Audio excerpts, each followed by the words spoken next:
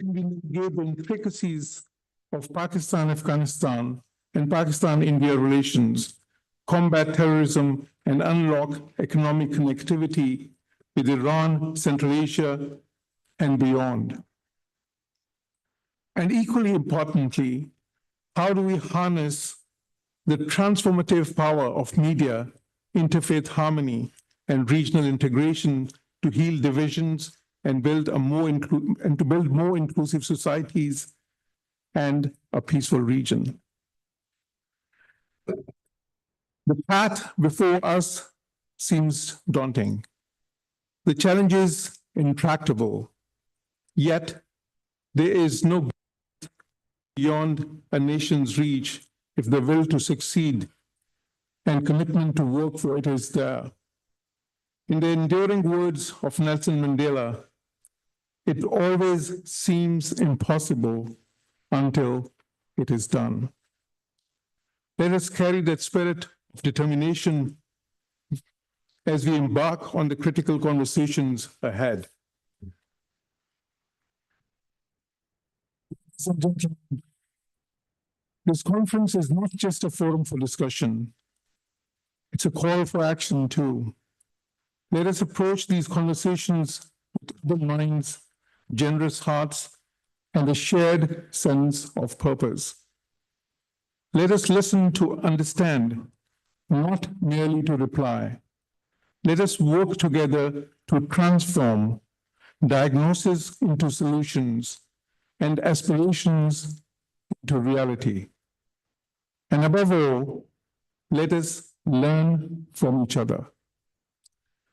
On behalf of the Institute of Regional Studies, I once again extend my warmest welcome and heartfelt gratitude to the Deputy Prime Minister and Foreign Minister and all of you for joining us today. Your presence, your insights, and your commitment are what gives this gathering its strength and promise. I thank you all. Pakistan Zindabad.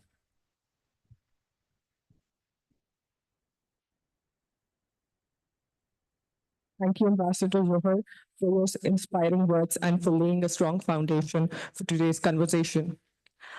The road to prosperity in turbulent times call for not just resilience, but visionary priorities with regional cooperation. We are privileged to have with us today the Honorable Deputy Prime Minister and Foreign Minister of Pakistan, Senator Muhammad Ishaq Dar Sahab, a statesman whose experience and foresight continue to shape Pakistan's economic and diplomatic trajectory. I now invite Honorable Deputy Prime Minister and Foreign Minister to share his thoughts as a chief guest. Sir.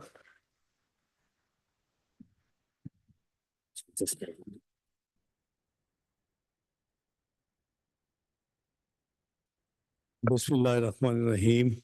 Nahmaduhu wa nusalli ala Rasoolil Kareem. President IRS and his colleagues, the entire team. Mohtharama Shamshad Akhtar Sahiba, former caretaker Prime Minister of Finance.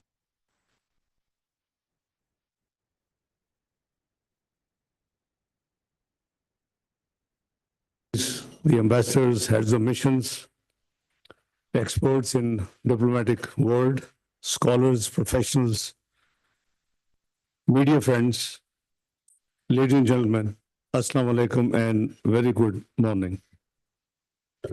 It is indeed a great pleasure to be with you this morning, and I compliment the timing and the selection of the topic, peace and prosperity, pathways to peace and prosperity in turbulent times.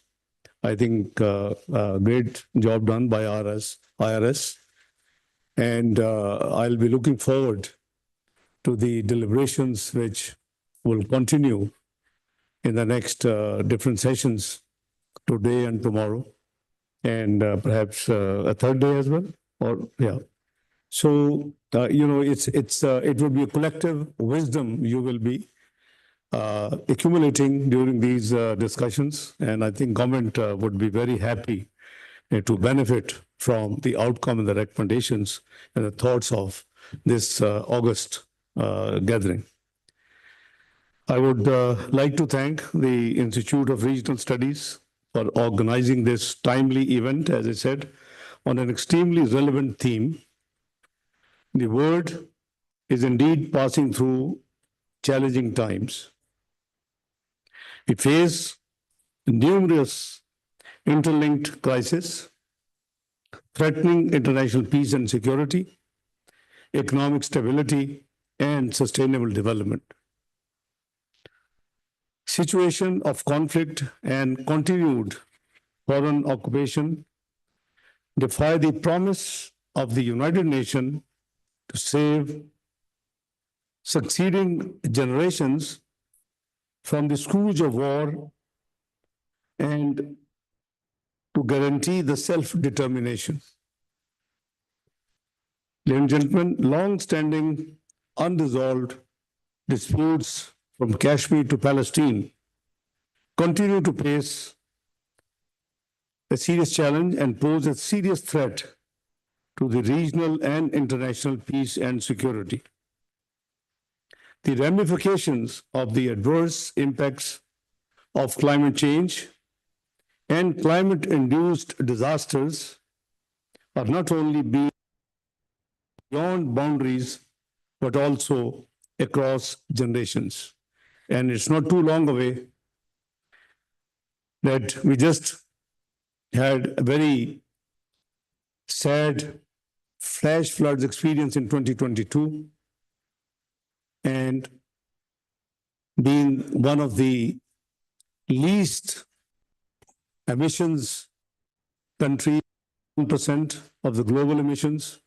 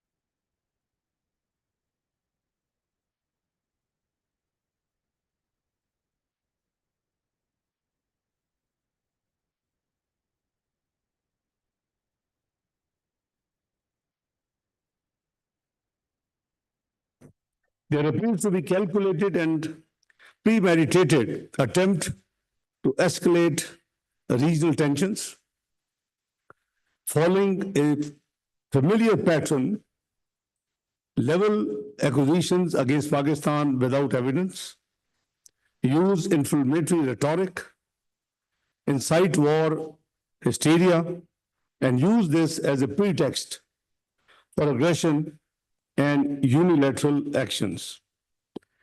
Why I'm saying so? I just want to remind and not go into detail. I'm sure all of you, it's not decades old, it's just 2019. Pulwama, media hype, rhetoric, followed by unilateral deletion of Article 370 and 35A, which led to declaring the 7 decades old, guaranteed by the UN resolutions, to be resolved in the light of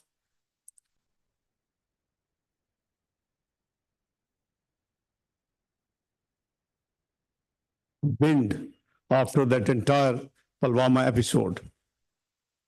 However, this brinkmanship carries consequences that extend far beyond India borders.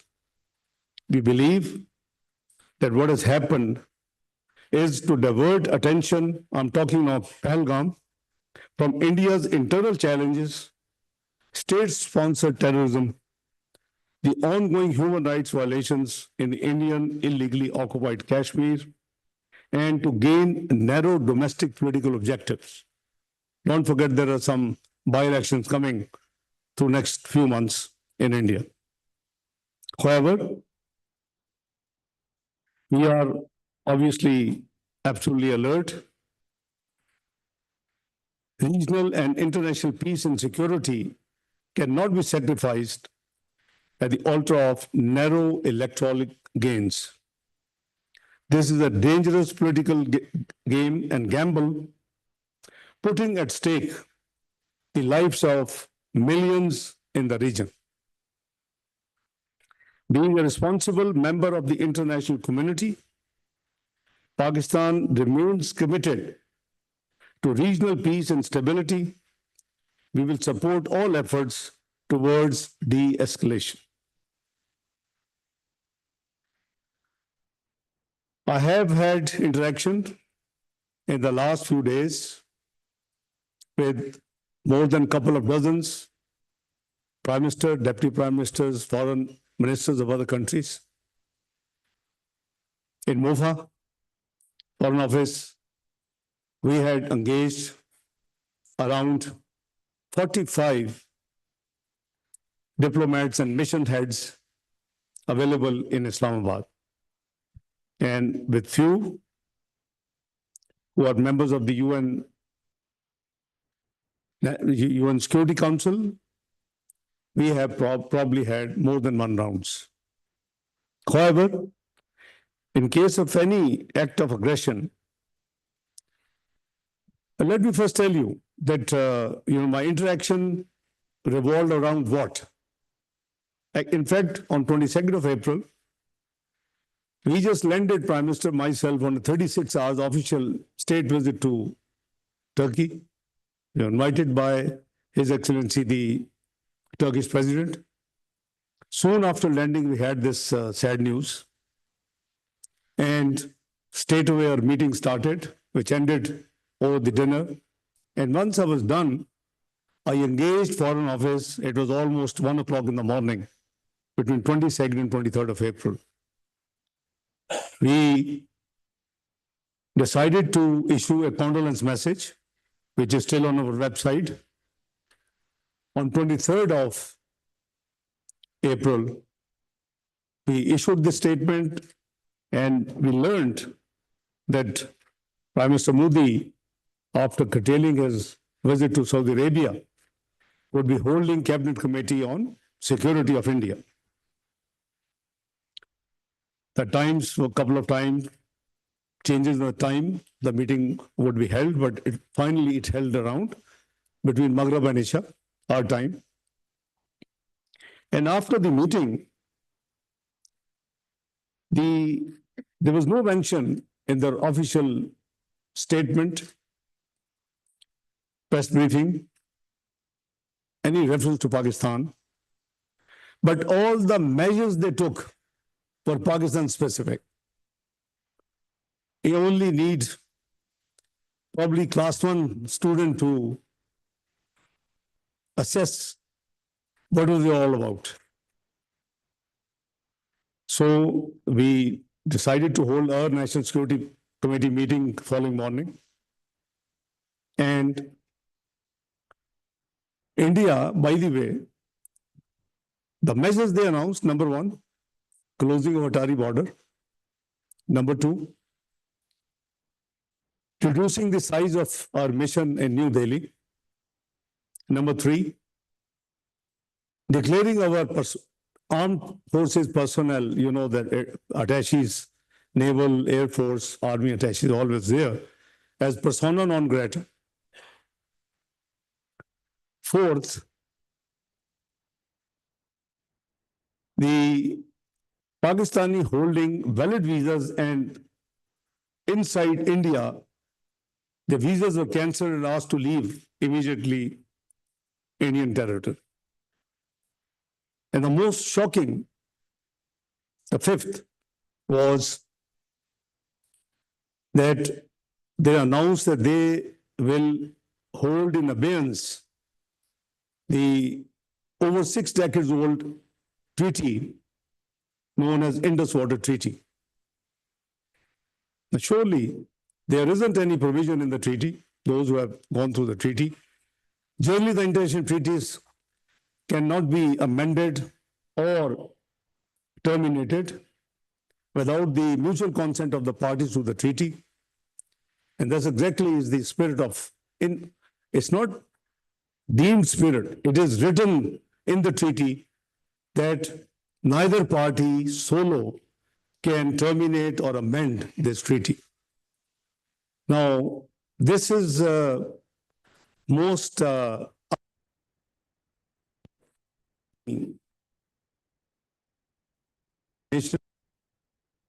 riparian, the established precedents and laws in the world and practically followed is the lower riparians always have an access to the water which flows from the upper riparian.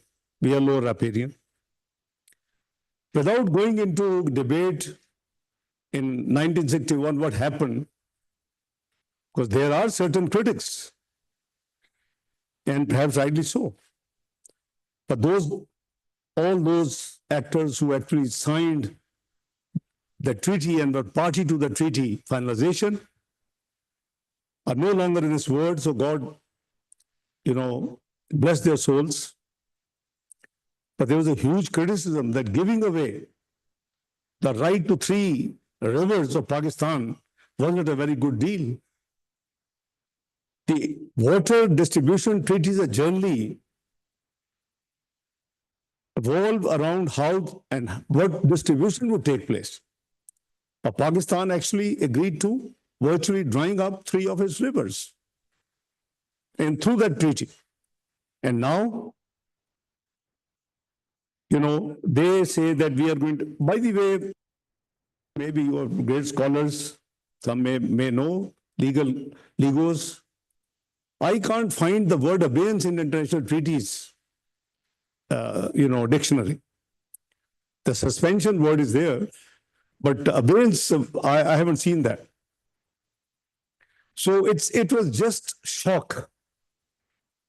So as I said that very next morning, we held our National Security Committee meeting, and we decided to still exercise patience. So we threw back the same measures what they have done to us. We closed Wagah border. We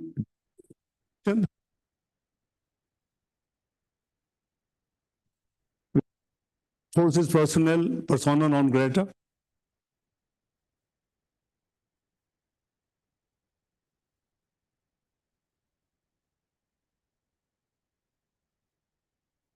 No ambiguous terms that the holding in abeyance is non-starter. Because we said it will tantamount to an act of war. We will not allow to divert or stop the flow of water, which is Pakistan's due share under the Indus Water Treaty. And in the National Security Committee meeting, we have made it amply clear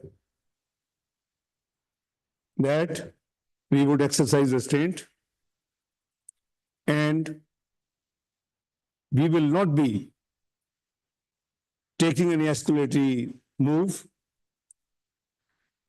Almost these over 2 dozens world-renowned, as I said, Prime Minister, Deputy Prime Minister, foreign ministers. Even yesterday I spoke to Russian, I spoke to Malaysian foreign ministers. And they all, including UN Secretary General, the US Secretary Rubio, Russian Foreign Minister Lavrov, EU Foreign Minister, they all, when I speak to them, they all try to advocate that please Mr. Foreign Minister, Mr. Deputy Prime Minister, whatever they want, they say, please restrain and do not react and do not take any escalating move. Told each one of them three things.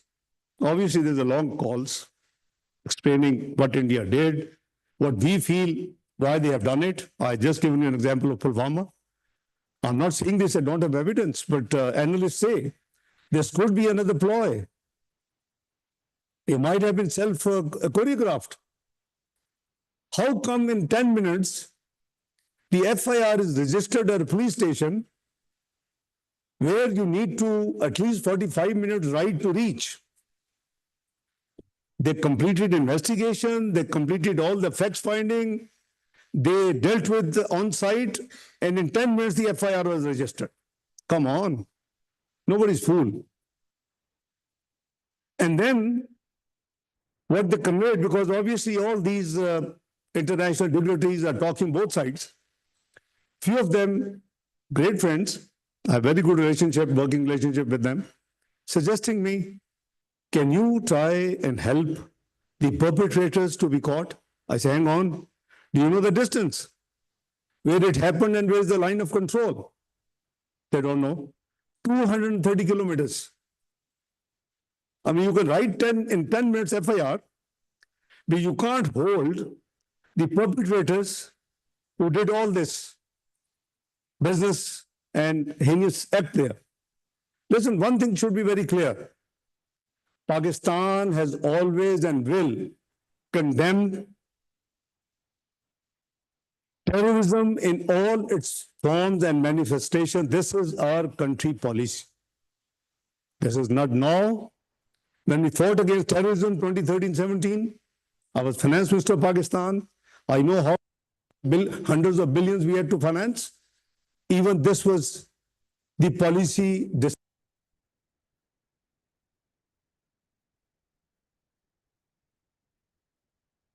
used for any terrorist activity against any other country. The state is not involved at all in this sad incident. But so I keep telling these guys, my colleagues, diplomatic colleagues, that listen, it is as per analysts, some analysts, that they say this could be a ploy. And why?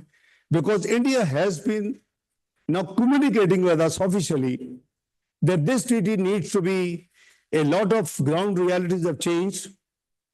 This treaty needs to be revisited. And we are responding to the latest communications. Who will be responded? But who can forego a drop of water because the future projections of water is said to be creating maybe wars in future? We can't give up. It is our right. We honor, as I said, regardless of the certain criticism which was then, took place and which still people, but we are honoring the treaty in letter and spirit, and we had made it abundantly clear. So some analysts, with hindsight of Pulwama, they translated this recent year plus negotiations, communication rather, between the two on this subject, that this would be the aim. And they have demonstrated that by declaring that we are putting in. However, as I have told all these friends three things.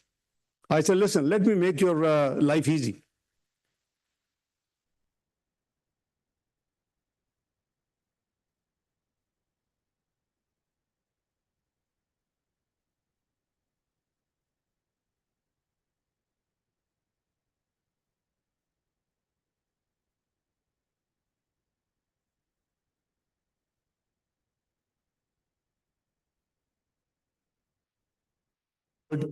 we will not be the first one to escalatory move or action. I think we can't do anything beyond. So when I say this thing, it automatically, changes the situation. They understand. And I said, you have to work on the other side. Don't worry about us. I've given you a word. This is all minuted in the history and record of the Ministry of Foreign Affairs. And this is a policy decided in the National Security Committee, chaired by the Prime Minister of the country, Mohammad Shahbaz Sharif.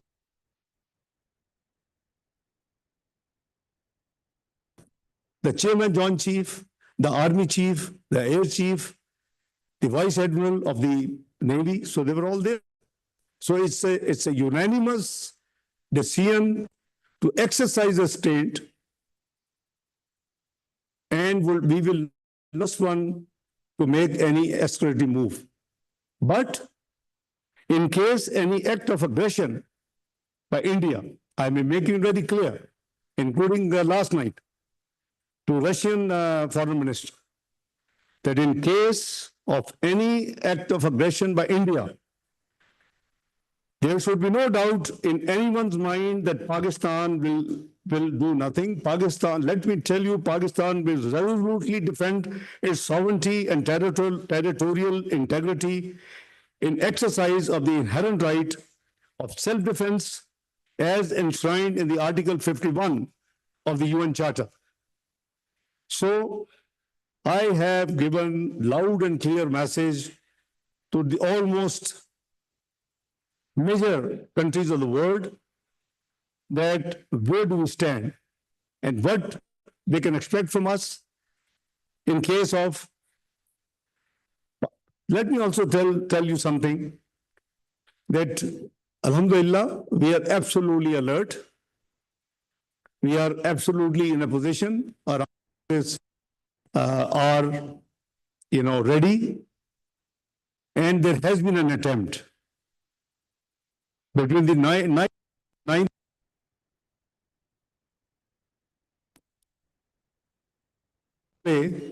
or adventure by Indian Air Force. Alhamdulillah, we made them to run back and turn back to India. Our Air Force moved swiftly, timely, and made them to run back and turn back to India. According to our information, they landed in hurry at Sri Lanka, at Srinagar. Pakistan also remains concerned at the insightful and Islamophobic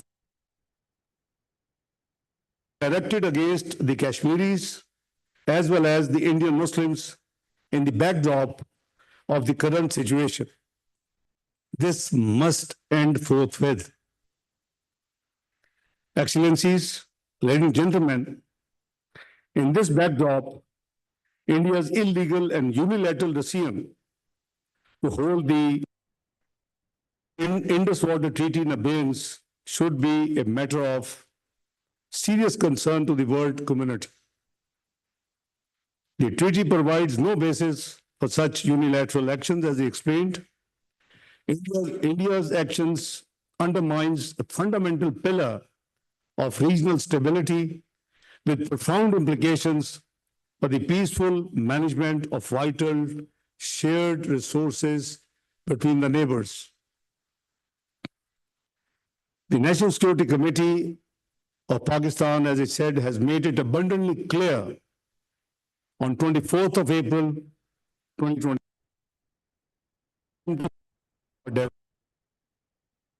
belonging to Pakistan as per the Indus Water.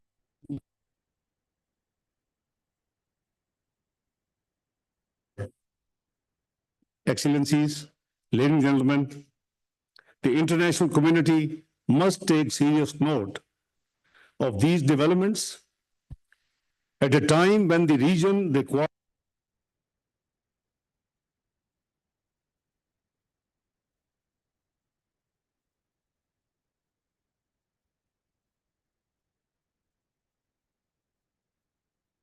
we must not forget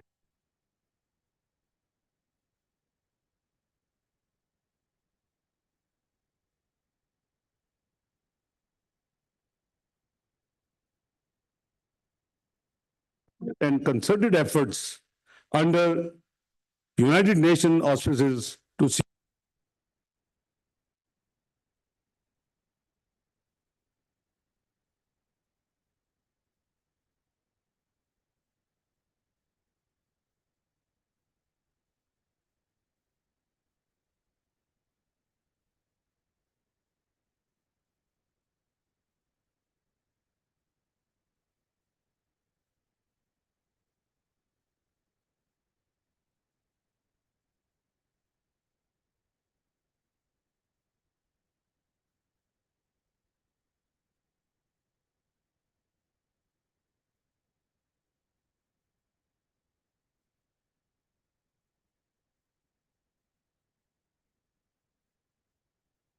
the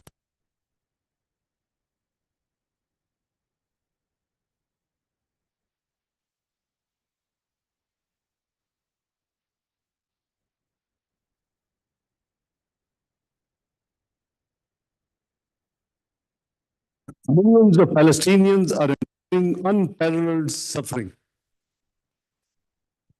have lost their lives. Many more have been, and millions have been displaced. Humanitarian aid is being deliberately denied. Millions in dire need are being targeted with impunity. I've seen what's going on with UNRWA.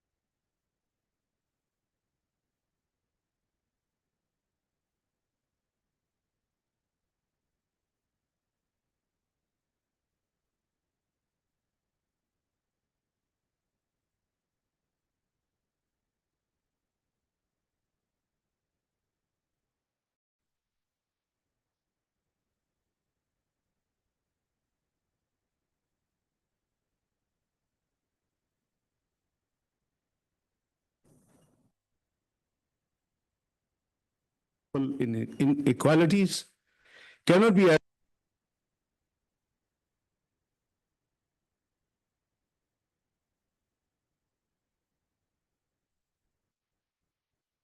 urgent need to reform the international financial protection, which has been described by the UN Secretary General as corrupt. Those the sources and those who require the resources, there's a huge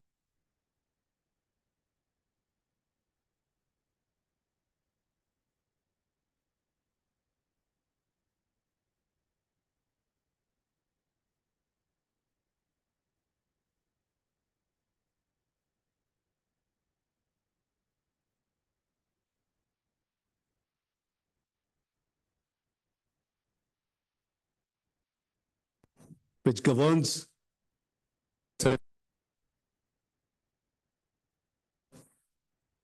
70-odd population, which requires multilateral 30% funding.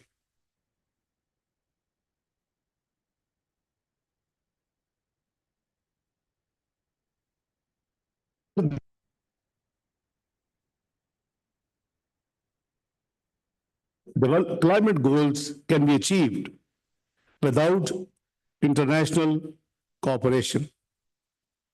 We have seen recent statements of some global powers. I don't know how much is relevant as of now, the climate funding and the climate change subject. I think we all have to wait patiently and see and watch and plan for our own country.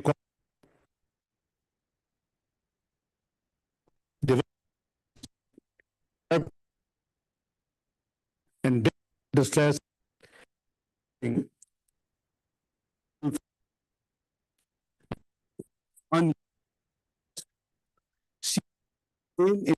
the lending capacity of the multilateral development banks and funding of International Development Association, IDA.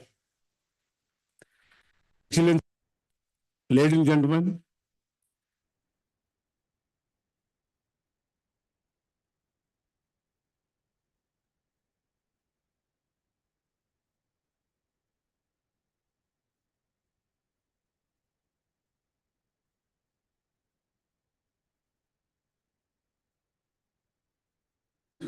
for the international cooperation to address the common challenges posed by climate change. We need enhanced global climate actions and international cooperation to mitigate the navigate impacts of climate change based on the established principles of equity and common but differentiated responsibilities and respective capabilities, commonly known as CBDR-RC. The developed countries need to meet their climate finance commitments with a balanced focus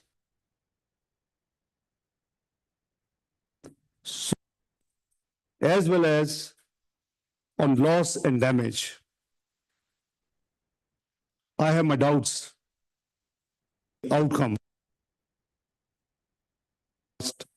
year plus of the outcome and the science and the delivery with all the latest. I'm sure all of you would be pondering and would be assessing and would be, estimating what's going to happen.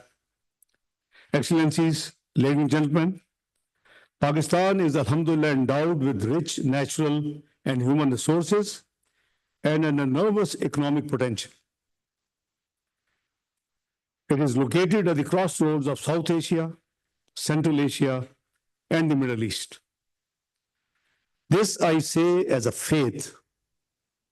As a Pakistani, I have a faith that this country has the resilience and the potential to come back and be part of the big 20s. It is not too long away and long ago. It's only 2017. Eight years have passed. Where Pakistan stood at beginning of 2013. Macroeconomic unstable country, Google and find out. Projected to default 6 to 7 months, Google and find out. And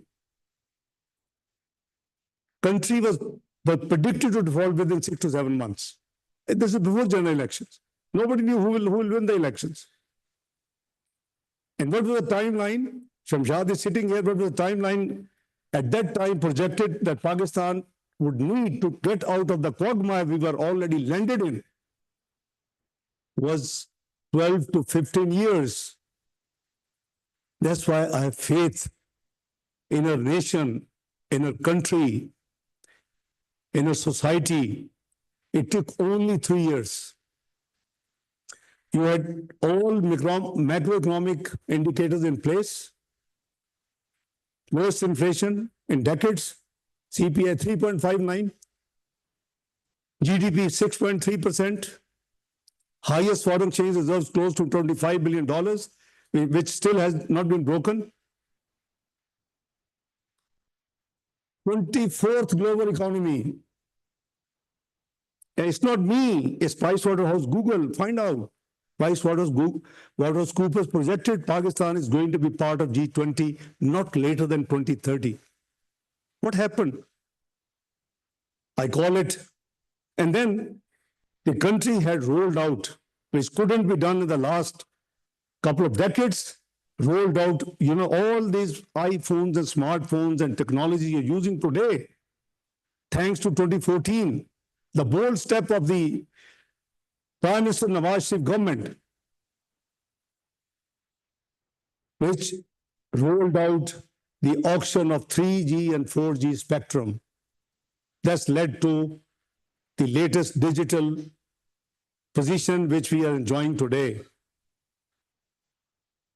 So unfortunately, I don't want to be criticizing anybody. I don't want it to be political, but I genuinely believe as Pakistani, two pandemics, one natural and one human, landed this country as 47th economy by 2022, brought us on the brink of default again, which we struggled during 22-23 to save this country. You named the international agencies and they were giving us dates. Even June 2023, a date was given. I know why. Alhamdulillah, we survived. New election took place. Just been the damn debate of 45-47. Let's look forward. Country has come out of the default mantra for all time to come, inshallah. It has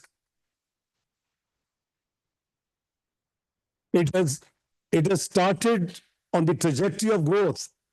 I welcome everybody, all parties, to please, for national interest, we must work together. I think there's a recent demonstration you had seen in the Senate. Former Prime Minister Anwarul Haq Sahib is sitting here. I just saw him. So you see, we demonstrated. I had to just spend 2 hours with all the political parties, regardless who is who. We managed to come out with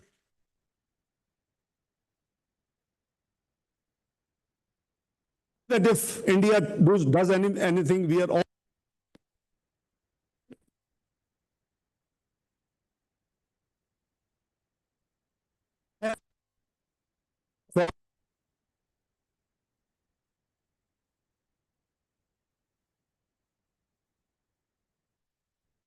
what that tap?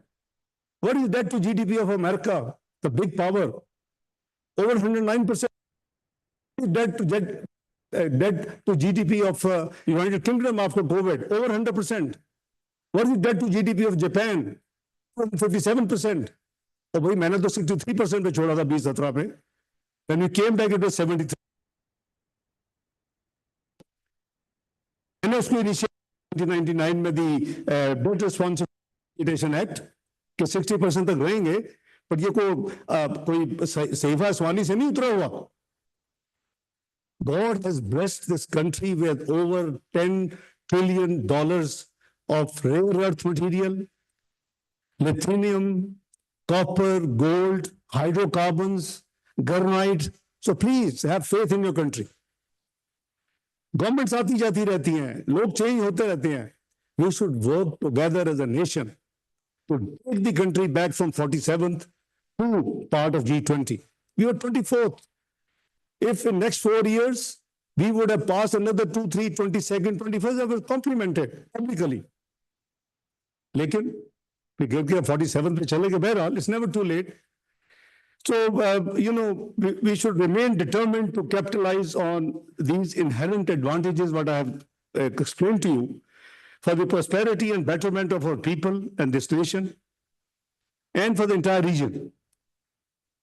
We have prioritized geoeconomics as one of the cardinal pillars of our engagement with our international partners. After I got my job description changed this time, having served in the Ministry of Finance for 4 times in the last 35 years, I decided, finance ka keeda hai, wo to hai. So I announced on the day one, when I spoke to the senior officers of the MOFA, that from today, side by side with the conventional diplomacy, there will be proactive economic diplomacy. And we are, alhamdulillah, following that very much principle in the last 1 year plus. We are determined to enhance regional connectivity and increase bilateral and multilateral development partnerships. Make uplift. To achieve these goals, we are desirous of peace in the region and beyond. At a time when we are headed on the path of economic stability, we do not want any distractions from our people-centric development and effort. Note before I came on my way, somebody said, can I share something outcome of the entire efforts vis-a-vis the global multilateral institutions? So I'm happy it's not part of a written speech. I've been perhaps half the time speaking at some board. First of all, we got OIC Secretariat and the Secretary General to issue a statement, which is public. You can Google and find it out. The senior officials meeting of the OIC took place, and 48 hours ago, they have also passed a resolution, which in normal course will be obviously endorsed and approved in June in the meeting of the Council of Foreign Ministers of Organization of Islamic Cooperation, OIC, in Istanbul. But we may, if necessary, requisition an extraordinary general meeting of the OIC, Council of Foreign Ministers, but this the government will decide. Third, there was a press statement, which is a standard practice when an incident took place in any part of the world. In the UN Security Council, as you know, you are, alhamdulillah, from 1st of January, Pakistan is, the non-permanent member for 2 years of the UN Security Council. In 2012, Pakistan won with 1 vote. Now, we were elected 182 versus 5. Alhamdulillah. You see, this is Pakistan now. कुछ लोग को 1.5 साल कहते थे, 2 साल isolate हो गया है, ना दिन का रात का कि किसकी मैं कॉल लूंगा, किससे मैं engage करूं, किसको ना करूं. Is such a long list of mutual interactions with the global, community, diplomatic community.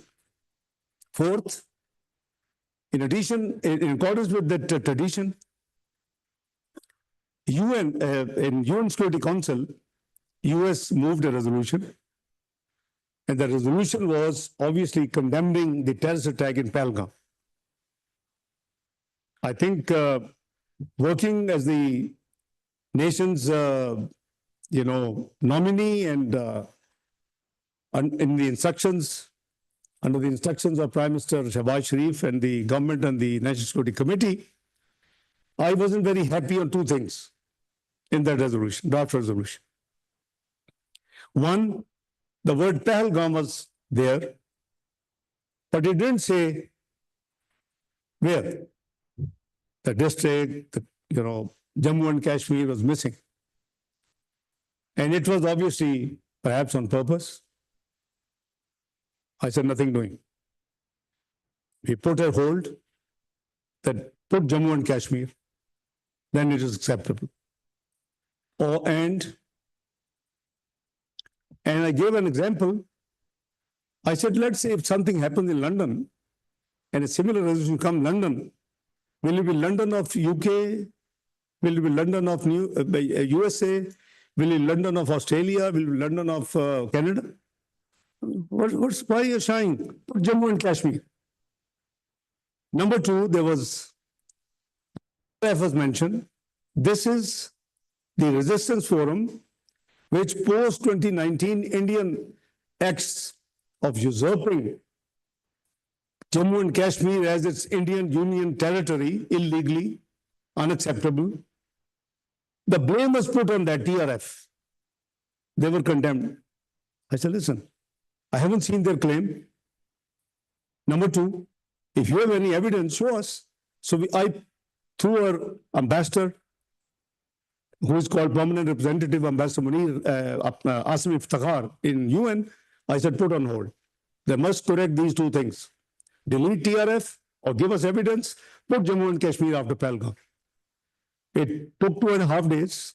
It is always a war of nerves. Alhamdulillah, both things were done, and that press release with these two amendments went public.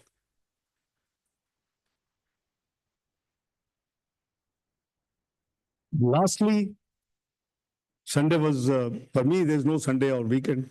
I was busy talking to Malaysia, talking to Foreign Minister Lavrov of Russia, etc., and dealing with many things related to it.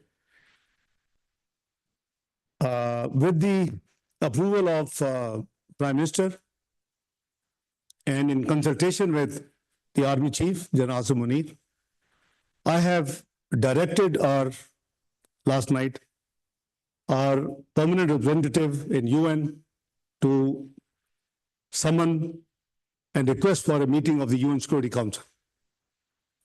Let's share with them what I've talked to you here. Let's share with them with the facts and figures and the detail and the evidence we have shown other day when ISPR, Lieutenant General Sharif Saab with me, and our spokesperson Shafqat Ali Khan was with me. I'm sure you would have seen it. It was elaborate. So we have triggered it last night. And fourth, and the last, OIC, there is OIC contact group permanent observer status. We managed to have the meeting, and there is a resolution which is going to be out any day during our working hours, inshallah, and maybe 7, 8 in the evening. So that has also been done. So we are, as your representatives and the government, are doing whatever best we can to deal with the situation. Visibly, India has gone defensive. It's not me who got sponsored in New York Times, in Bloomberg, in Economist, in Financial Times. No, they understood our viewpoint. What we are saying makes sense. Please give us the evidence. Pakistan has categorically made an offer by Prime Minister Shehbaz Sharif in his address to the Kakul Passing Out Academy on Saturday, within days of this incident, that we are ready for any independent, transparent, international probe and investigation because our hands are clean. So if you want to get it done, most welcome. Let's call spade a spade, and let's find out who are the ones who are involved in all this and what is the outcome.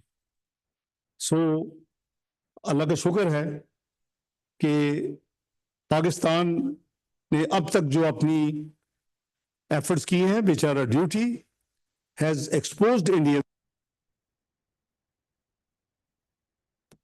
They are, but it takes two to tango. I've been telling all these dignitaries whom I'm talking to in the last few days that I can assure you only from my side that we will demonstrate patience, we will exercise restraint, and we will not be the first one to attack. But if anybody makes any mistake and enters into adventurism, then God knows where those situations will be leading to. So hopefully, I hope sense prevails, and they should do introspection. I'm not sure. I'm not blaming, but I've seen one senior, probably 3 stars, has been sent home. One number 2 in the Air Force has been sent home. Maybe that episode which happened when we forced the 4 Indian Force fighters to go back just 4 days ago. So God knows. But anyway, it is their internal business. They can sack the whole army, whole Air Force. It's not our business. Perhaps it will resolve the issue. But anyway, I think I have taken a lot of time beyond I was asked to. I do hope that the international community will help us achieve the goals I have enumerated in my little talk, and any spoilers in the region will be prevented from obstructing our path to peace and prosperity. As I said, I will be keenly looking forward to your deliberations in the next few sessions in 3 days. And I think your wisdom will certainly help for the Ministry of Foreign Affairs and the as a whole to benefit from any great ideas which you will come up with. I once again thank you, Mr. President, and all excellencies, ladies and gentlemen, for your very patient hearing. Indeed, God bless you.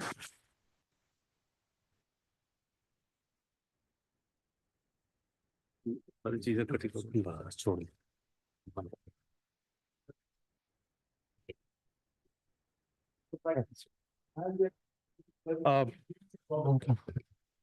All right. Thank you, Honorable Deputy Prime Minister, for your powerful words and your dedication to a stable and interconnected region. May I now request Ambassador Boris to kindly present a memento to the Honorable Deputy Prime Minister. I would also request the IOS team to come to on stage for a group photograph.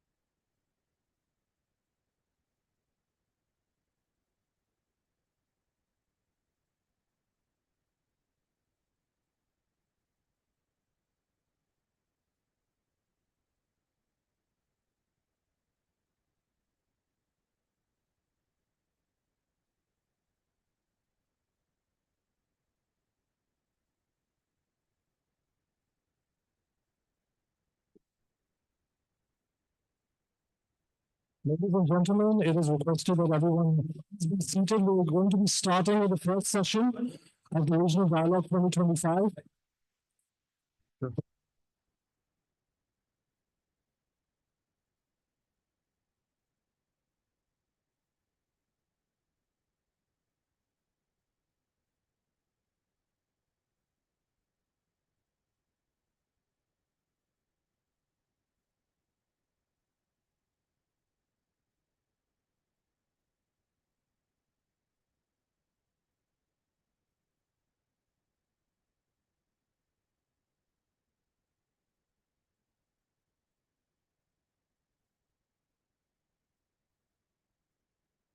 Ladies and gentlemen, we're going to be starting with the first session. Kindly be seated.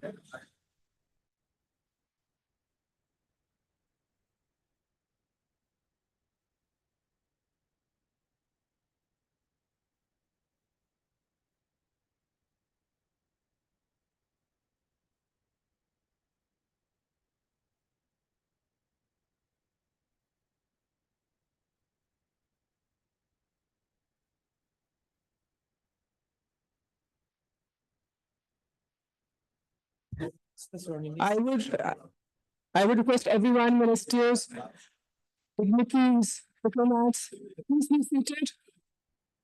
Start the first session.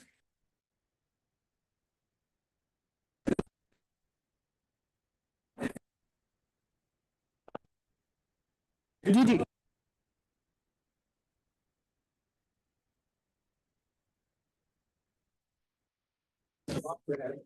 Former Prime Minister.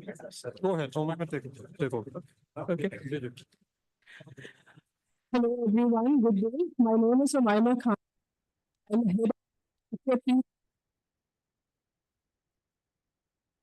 of Dr. Janse, member of SIFC, to please be seated. I would even like to call upon Mr.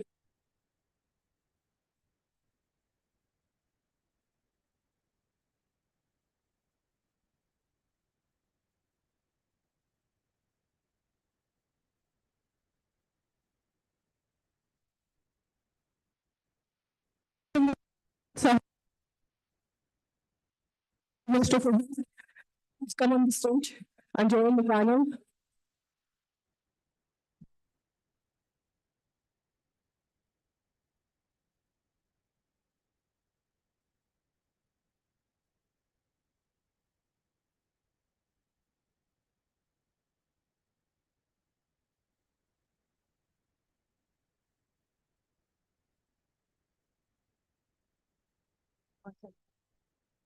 I would even request former Senator, Madam Aisha Raza Farooq, to please join our panel.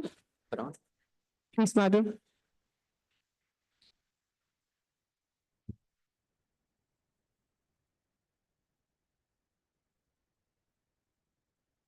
And I would pass the for the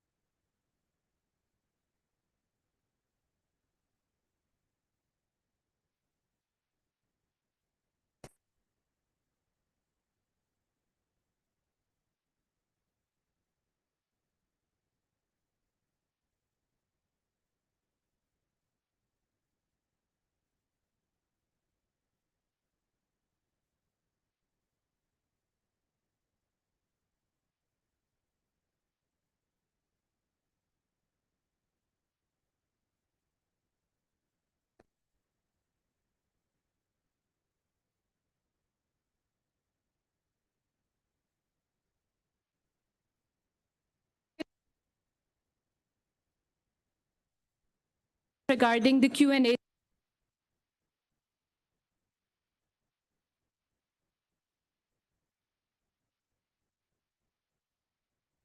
questions by the end of the session.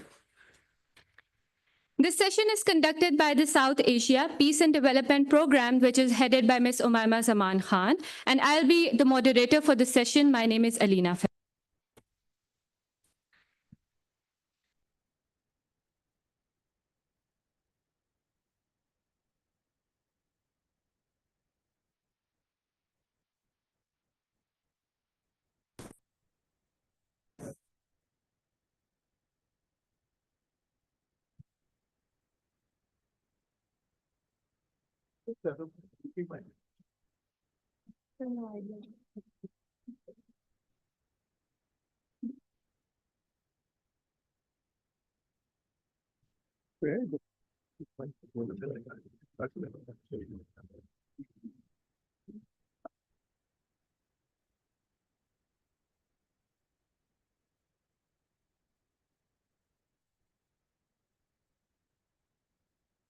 Ladies and gentlemen, I would request the session chair, Mr. Anwarul Haq Kakar, to please take his seat.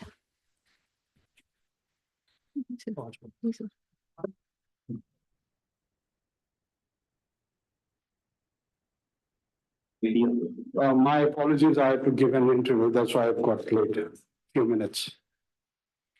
Okay, so to commence this session, I'm honored to invite our session chair, Mr. Anwarul Haq Kakar, who have been the former caretaker Prime Minister of Pakistan.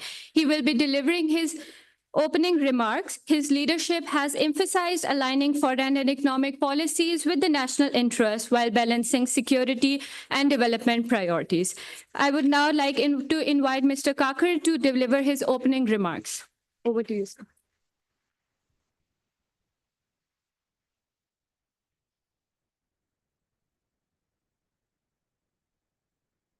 Bismillahirrahmanirrahim. Excellency.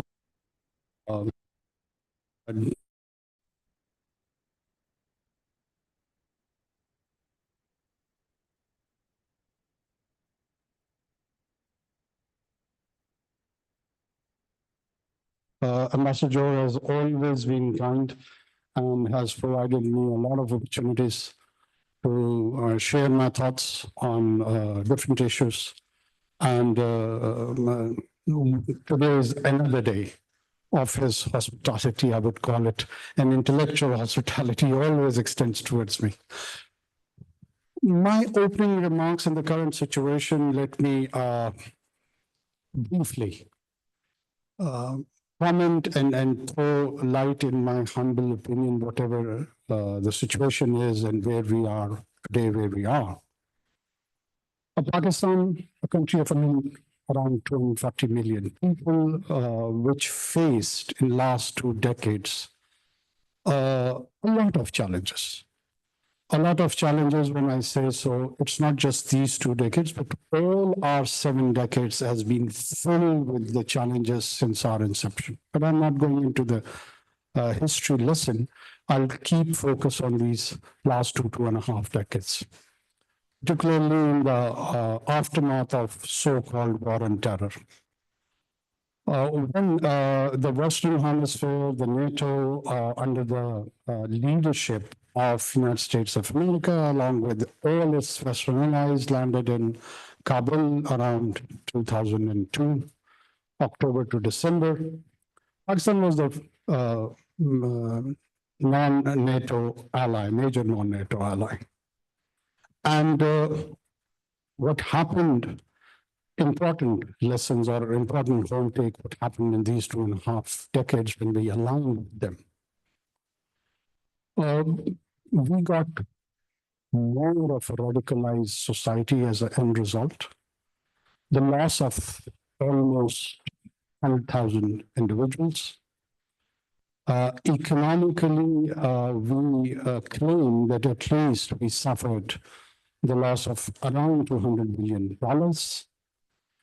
And on the one hand, we lost this, and on the other hand, in terms of our domain of perception, we were constantly accused and alleged of playing a double game.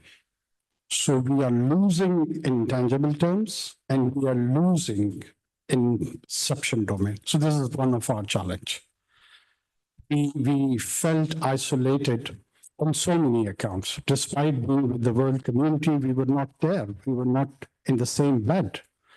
Why? One of the real and the actual reason has been cited not by Pakistan. It has been cited by Cigar Report. Those 20 years were around $2 trillion with 2022 odd years which were squandered. The focus was not on the institution building of Afghan Republic or a nation building, so-called, if they wanted or if that was in their mind. Rather, the challenge of insurgency and the non-management of the violence was always shifted to find a scapegoat in shape of Pakistan. And that's what happened. You had ego massaging of the Western Hemisphere where they thought that with their entire military might, financial strength, spending $2 trillion, putting all the troops in and around Kabul and Kandahar, why did they fail? Pakistan was not cooperating. What a bizarre assessment. And now, when they left the region, or they were about to leave the region, we again implored them that can we go for a responsible withdrawal? And what did actually Pakistan meant by responsible withdrawal? There are a lot of inventories in the military wallet in Afghanistan. And it needs to be managed, transferred, properly observed, that what will be the outcome once these forces are out.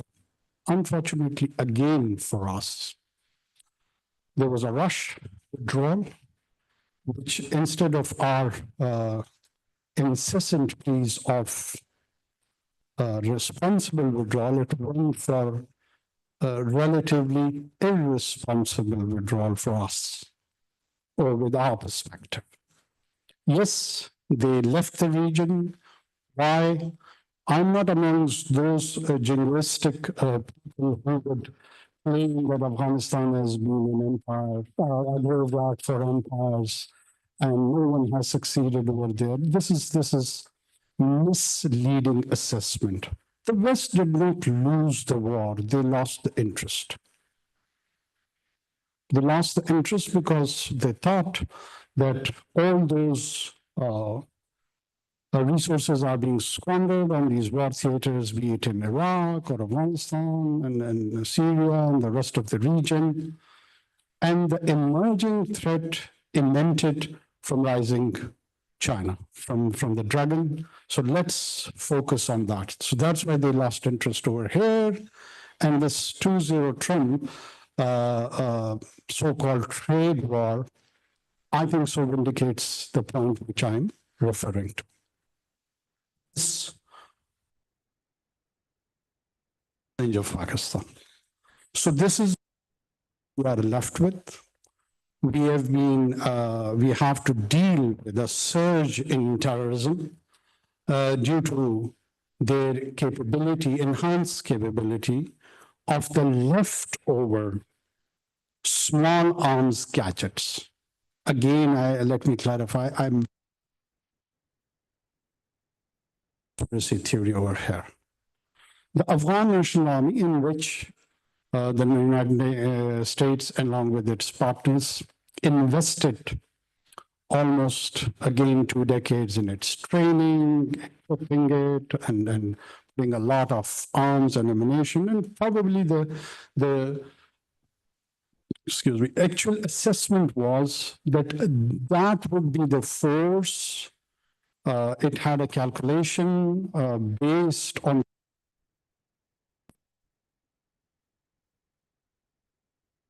and take on the challenge of Taliban So the assessment was that at least you should provide them with arms and ammunition where they can fight for, let's say, 2 or 3 decades. That was probably the military assessment and the intelligence and political assessment. And that was given to that 100,000 plus ghost and 100,000 plus real troops. Because on paper there were around 300,000. And what happens? What happens is that within 72 hours, they did not surrender. They vanished. They did not. Anyone and everyone can find those small arms in the black markets of bordering area, Pakistan, China, Russia, Central Asia, even up to the Middle East. Spreading like ones in some areas where there are more effective border management, more control of the state authorities, the impact is less. And in areas where the border management and the enforcement of law is not that strong, it is widespread. In our case, it is widespread. So this is the situation. And in 2 provinces, I hail from one, which is Balochistan, and the second is Khyber Pakhtunkhwa.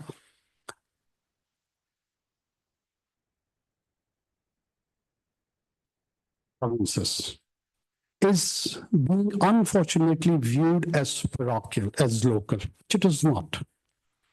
The groups like ISIS, TTP, Lashkar-e-Jhangvi, or the Sunni radical groups, along with separatist outfits like BLA and Majid Brigade, they all coalesced and they joined hands, and the single target is, maybe people would be thinking, to create a khilafah. It is to create an altered geography and have a new country. Stated, yes, but is it a doable? No, it's not. So then what is the actual purpose of increasing and encouraging such terror activities? We find, and we have got a clear intelligence picture, that there is a single handler over here, which lies on our eastern border, the Great Indian Union. And they are, for this purpose, they do understand that there wouldn't be any disintegration of Pakistan. They do understand they cannot create a khilafat as a political alternative, as a political governance structure in Pakistan. But Pakistan would be destabilized, it would be distracted, it would be occupied with its internal dissent. And that's how the idea is not to break Pakistan, but beat Pakistan. So beating Pakistan is one of the objectives. And now, in current situation, we had a gory incident. It's not a single incident, that's why I don't that much on that. It's for the last 20 years. The recent one was the Jaffa Express, which, as they claim, they had the security personnel. The security personnel due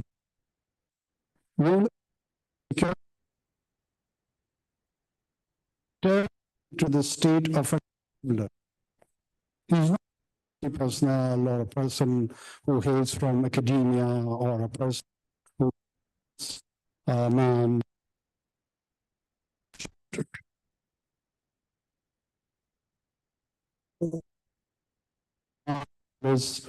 were high and they around of them and our security forces, the SSR group, and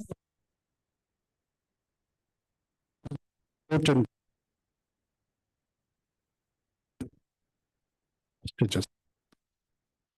And in this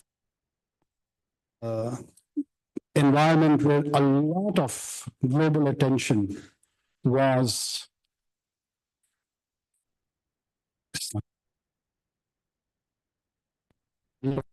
given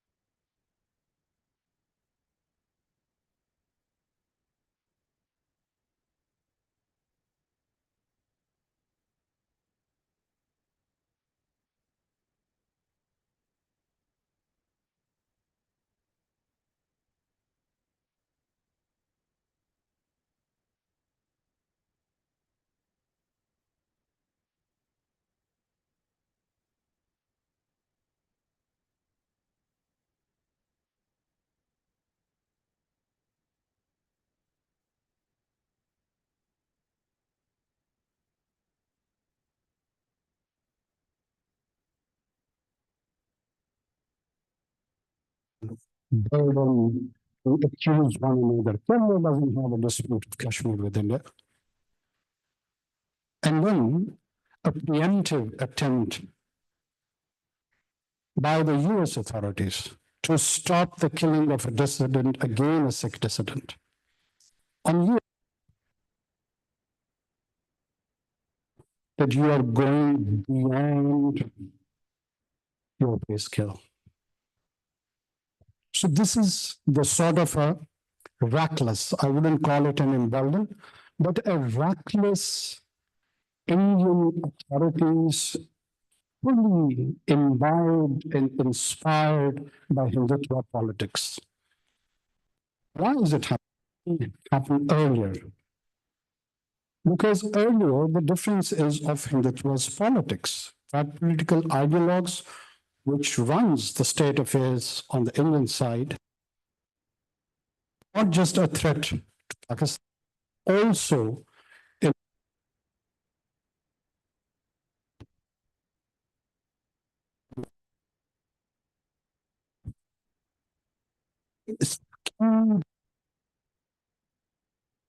egoistic view which takes its claim to the superiority of Sanskrit language and the superiority of its Vedas, and they contest themselves to the Western Renaissance, Reformation. And they do claim that they have got an alternate global order to offer. And there are these RSS ideologues now based in US and UK particularly, and in and around Europe as well, where they have, the last 3-4 decades, they have experienced the relative tolerance of the Western Hemisphere, where they have experienced the relative success, the material success in those host societies, and they have found a rise to influence, which makes it more lethal. They are the staffers in the US Congress, they are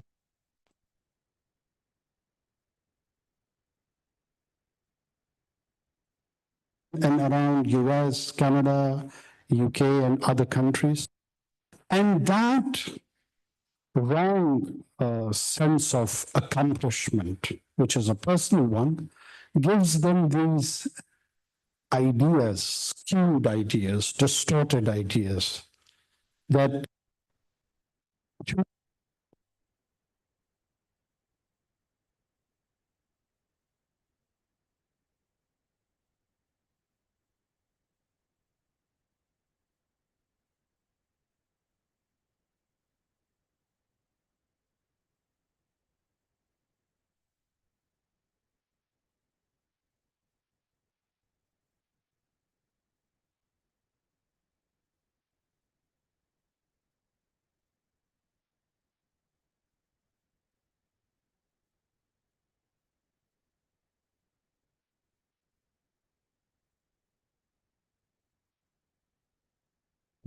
uh, paper, and that was handed over to then President Obama, in which he documented all his thoughts about the situation in Afghanistan, and people who are privy to the thoughts of that paper, which was penned over there, they claim that the entire situation, the outcome was what was predicted then.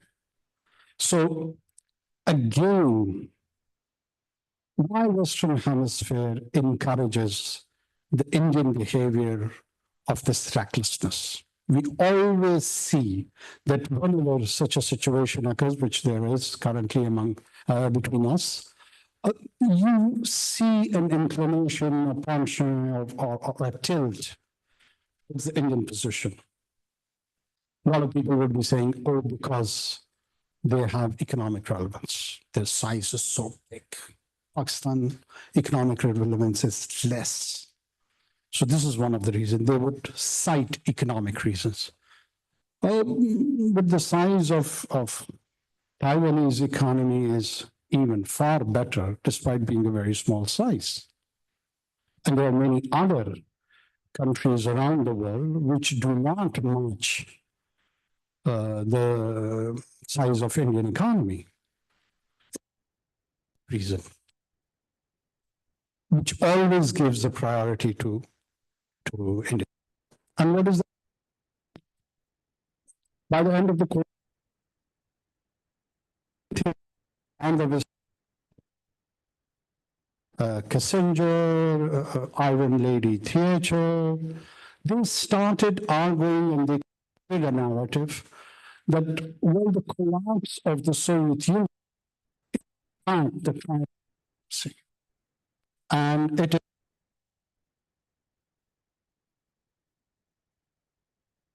how did we achieve that? We achieved that by containing the Soviets while having a rapprochement with China. So now what is needed that we should have a rapprochement with India for that's why India becomes of the West and the flirtation begins. My own assessment is this flirtation would not go into a settled marriage. The reason is quite simple.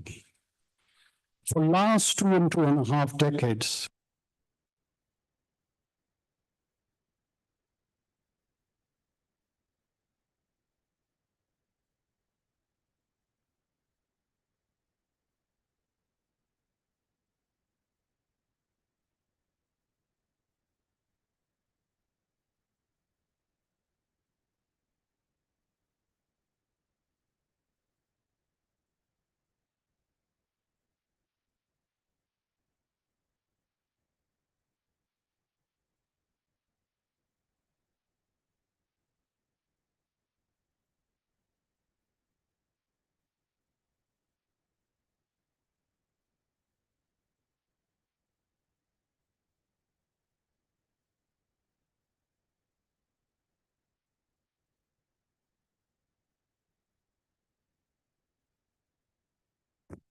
by telling them that, oh, if they join,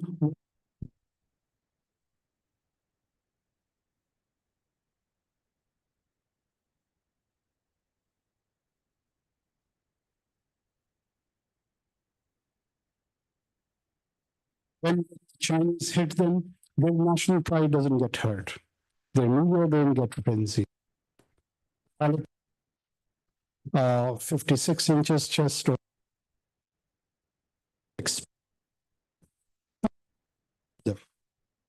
Rather, they go for a strategic move. There's a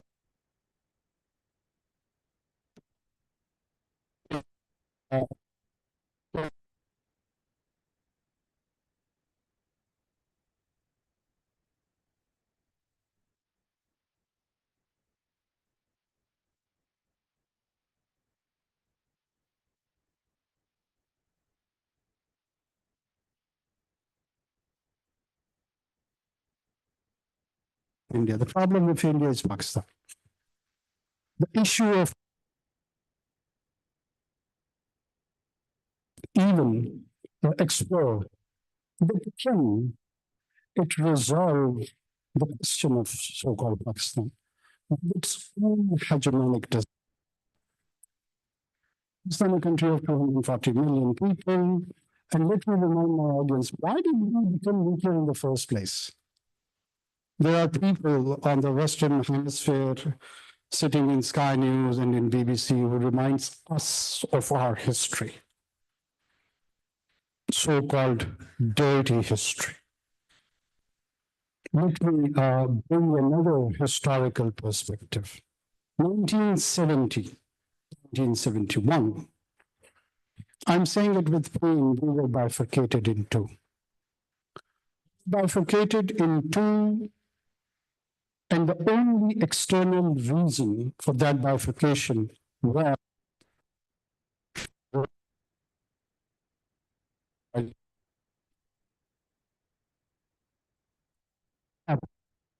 not just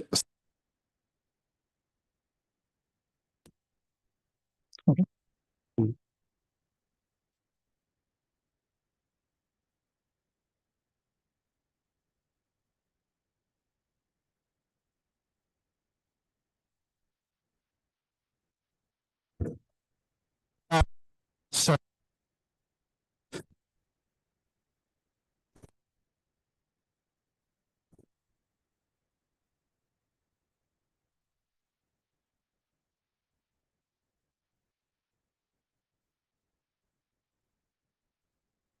it was either a Hindu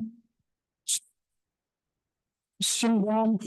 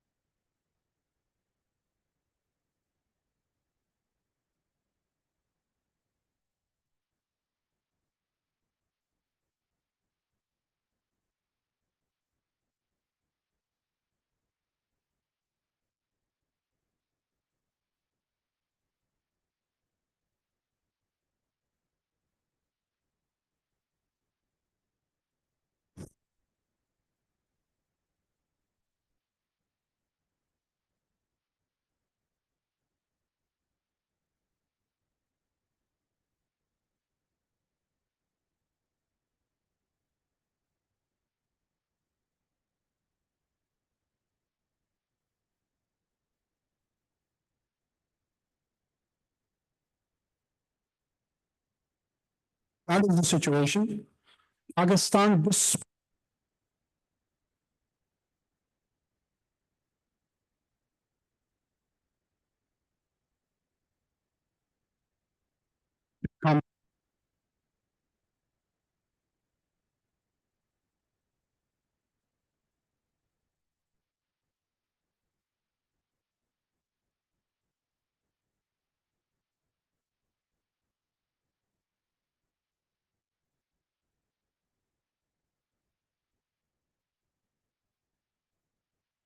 answer lies in this question where we have to respond to the queries. And the one is, do we have the intent?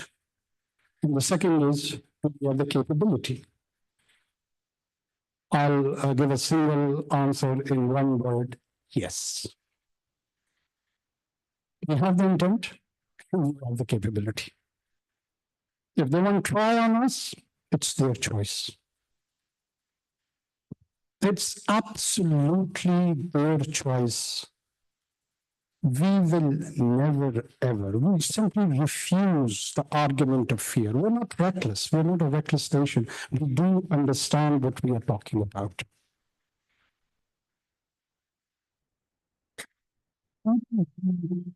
Tell us that be responsible while commenting on the usage of the strategic weapons.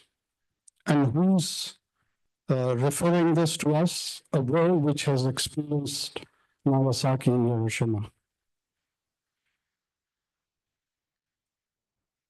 That brought end to the Second World War.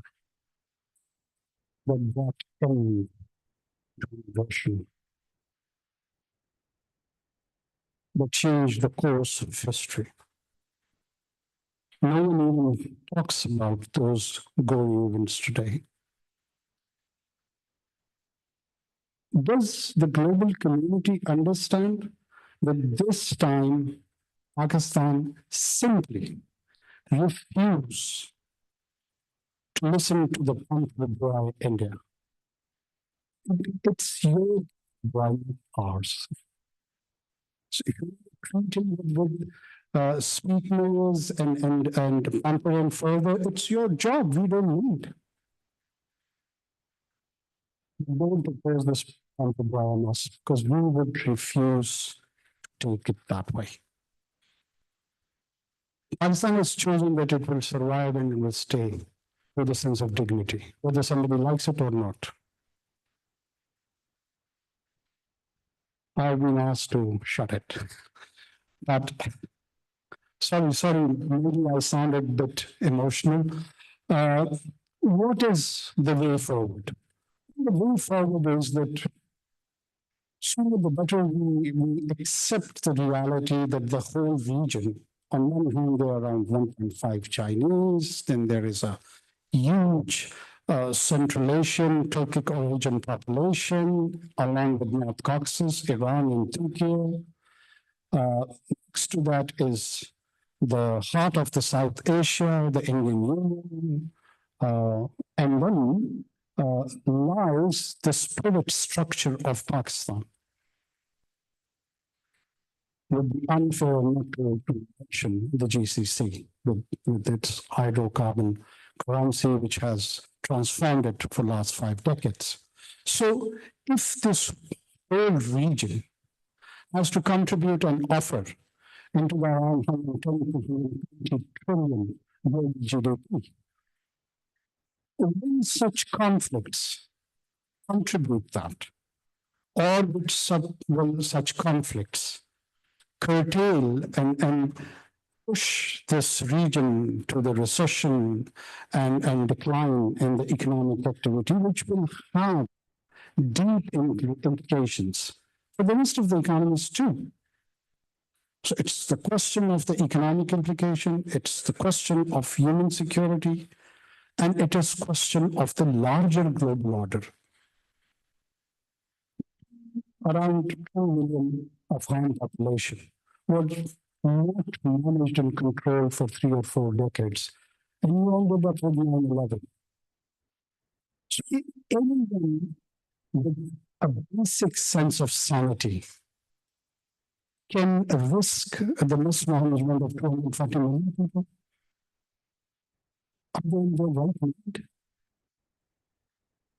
I'm just leaving these questions to the scholars, to the intelligentsia, to the intellectuals. Ponder and find out answers. I might be having wrong answers in my mind map. They might find the good one, the right one, the proper one. But these are the questions which needs to be raised. Pakistan has always been rather a victim of our own narrative. Unfortunately, we have not articulated our own story appropriately. Pakistan is not the winner of this region. And I, on the behalf of this nation and this country, whether I've got the mandate to speak or not, but I am a citizen of this country. I refuse to be labeled as a villain. I'm not the villain. I have contributed every time to the greater global good. People would be accusing us that, oh, what role did you play during the Afghan Jihad when the Soviets occupied Afghanistan? What was the choice of Pakistan? Was it the right moral choice to contain Soviet bloc and the socialist economies and side with this 110 to $20 billion capitalist economy? If you were to us, you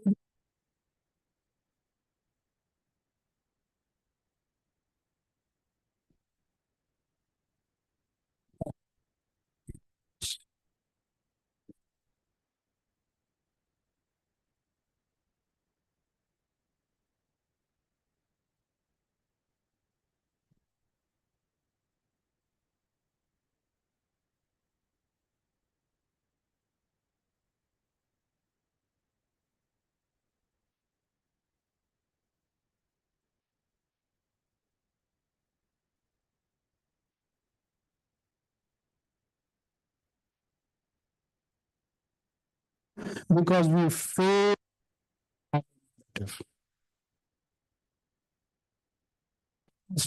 us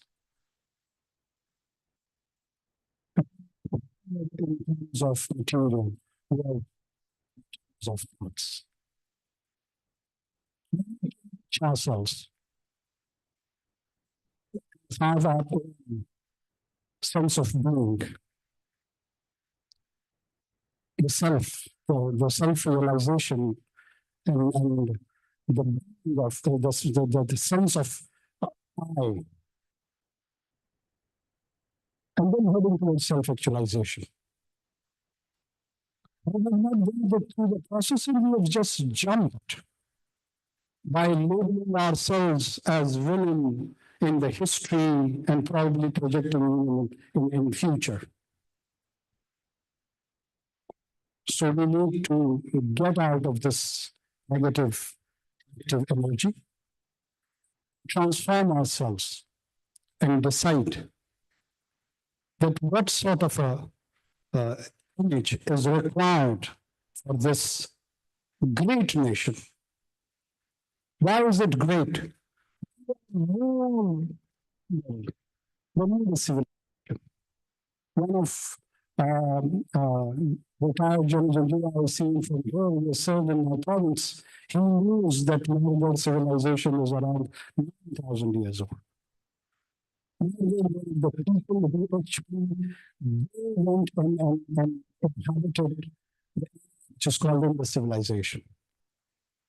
So the collective memory comes from Sanskrit to Arabic to Persian to English, have got a shape, a collective memory of so many nations which have been plotted over here, which have been builded over here since the advent of advent.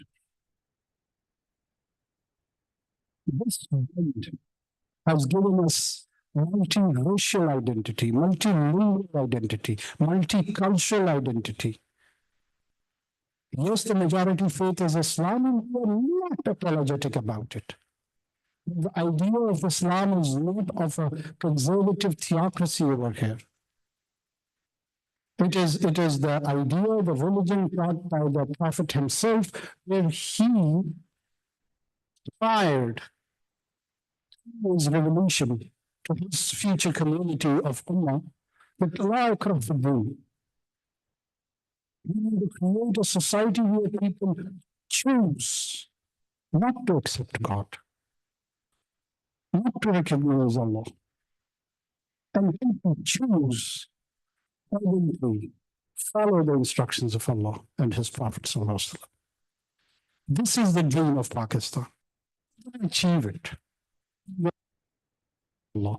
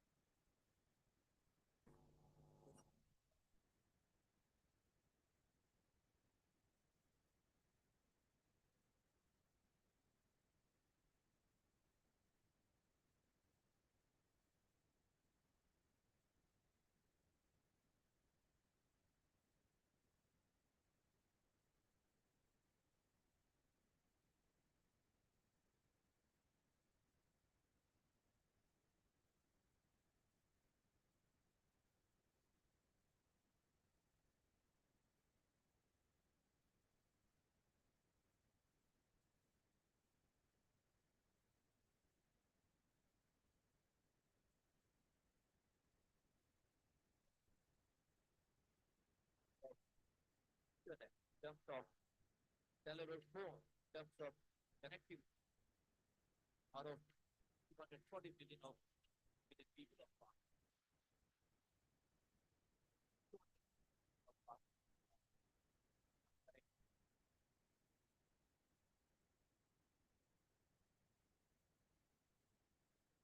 terms of telemedicine.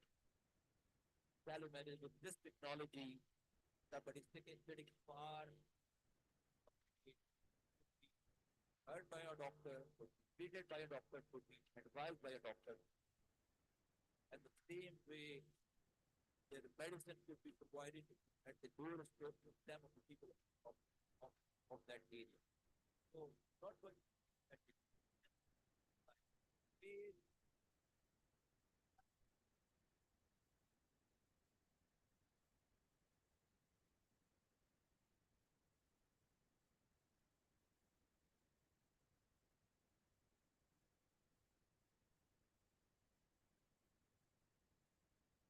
You just claim, and you don't have to agree with my claim today, but just keep that somewhere in your mind.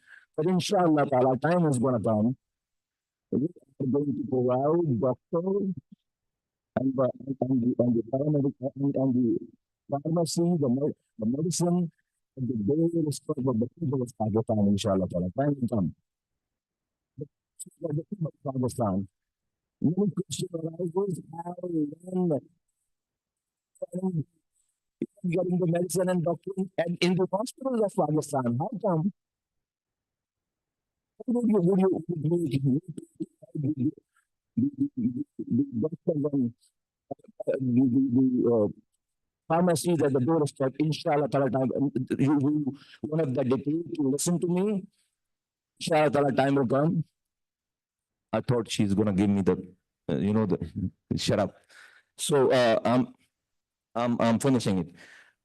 So this time is gonna come. What I was just sorry, I was just mentioning it. There are challenges, yes, but we are cognizant about.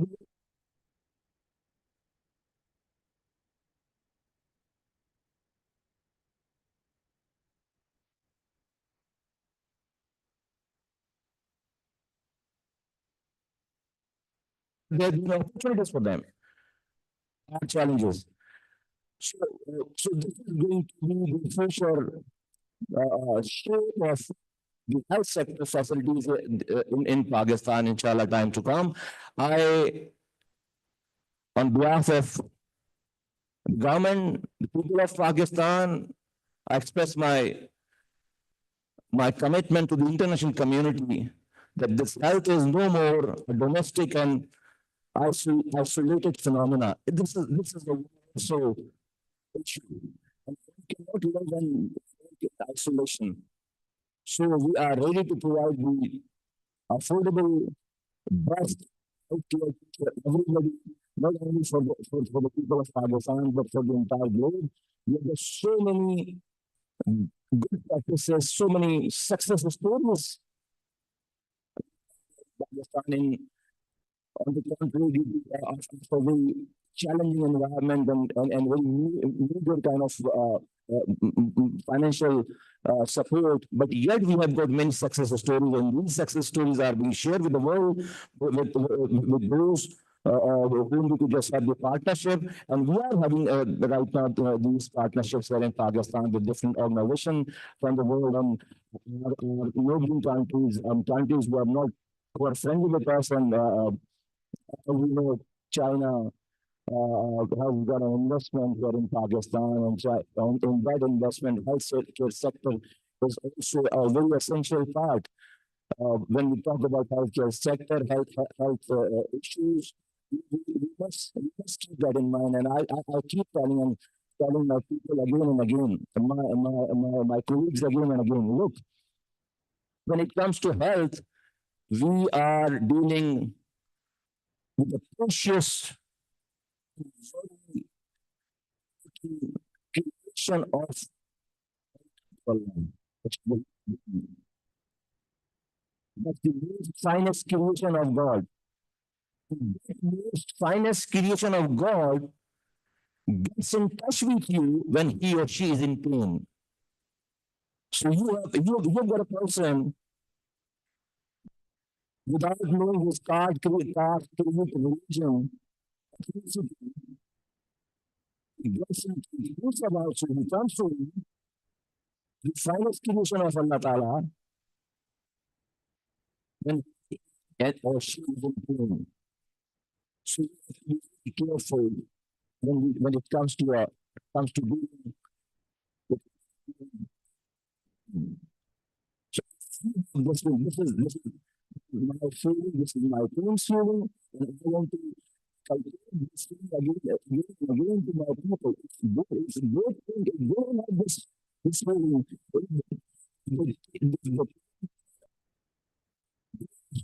can be as a customer, as a client. So the results of these healthcare facilities, better shape will not be seen. So this is a very dangerous institution. Very dangerous. I call it as a dangerous department. If you build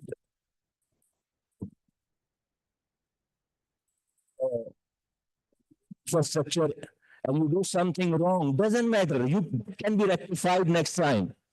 If you have something wrong there in economic division, you can rectify those things, and later on you will have the option. But if you do something, God forbid, wrong, and while dealing with human being, that cannot be rectified. That's very dangerous. As an impact, what the faith I have, and I believe in this way and thereafter as well. So we all have to be very careful. So this is the feeling which we have, which we have at home, and this is on these essence we are communicating with the world. And inshallah ta'ala, time will come, like I said, we will be able to inshallah ta'ala provide these facilities at the biggest of the people of Pakistan. Thank you.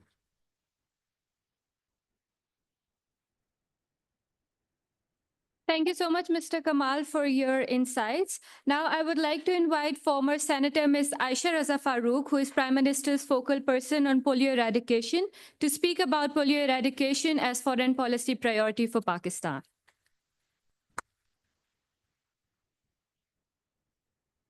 7 minutes. Thank you.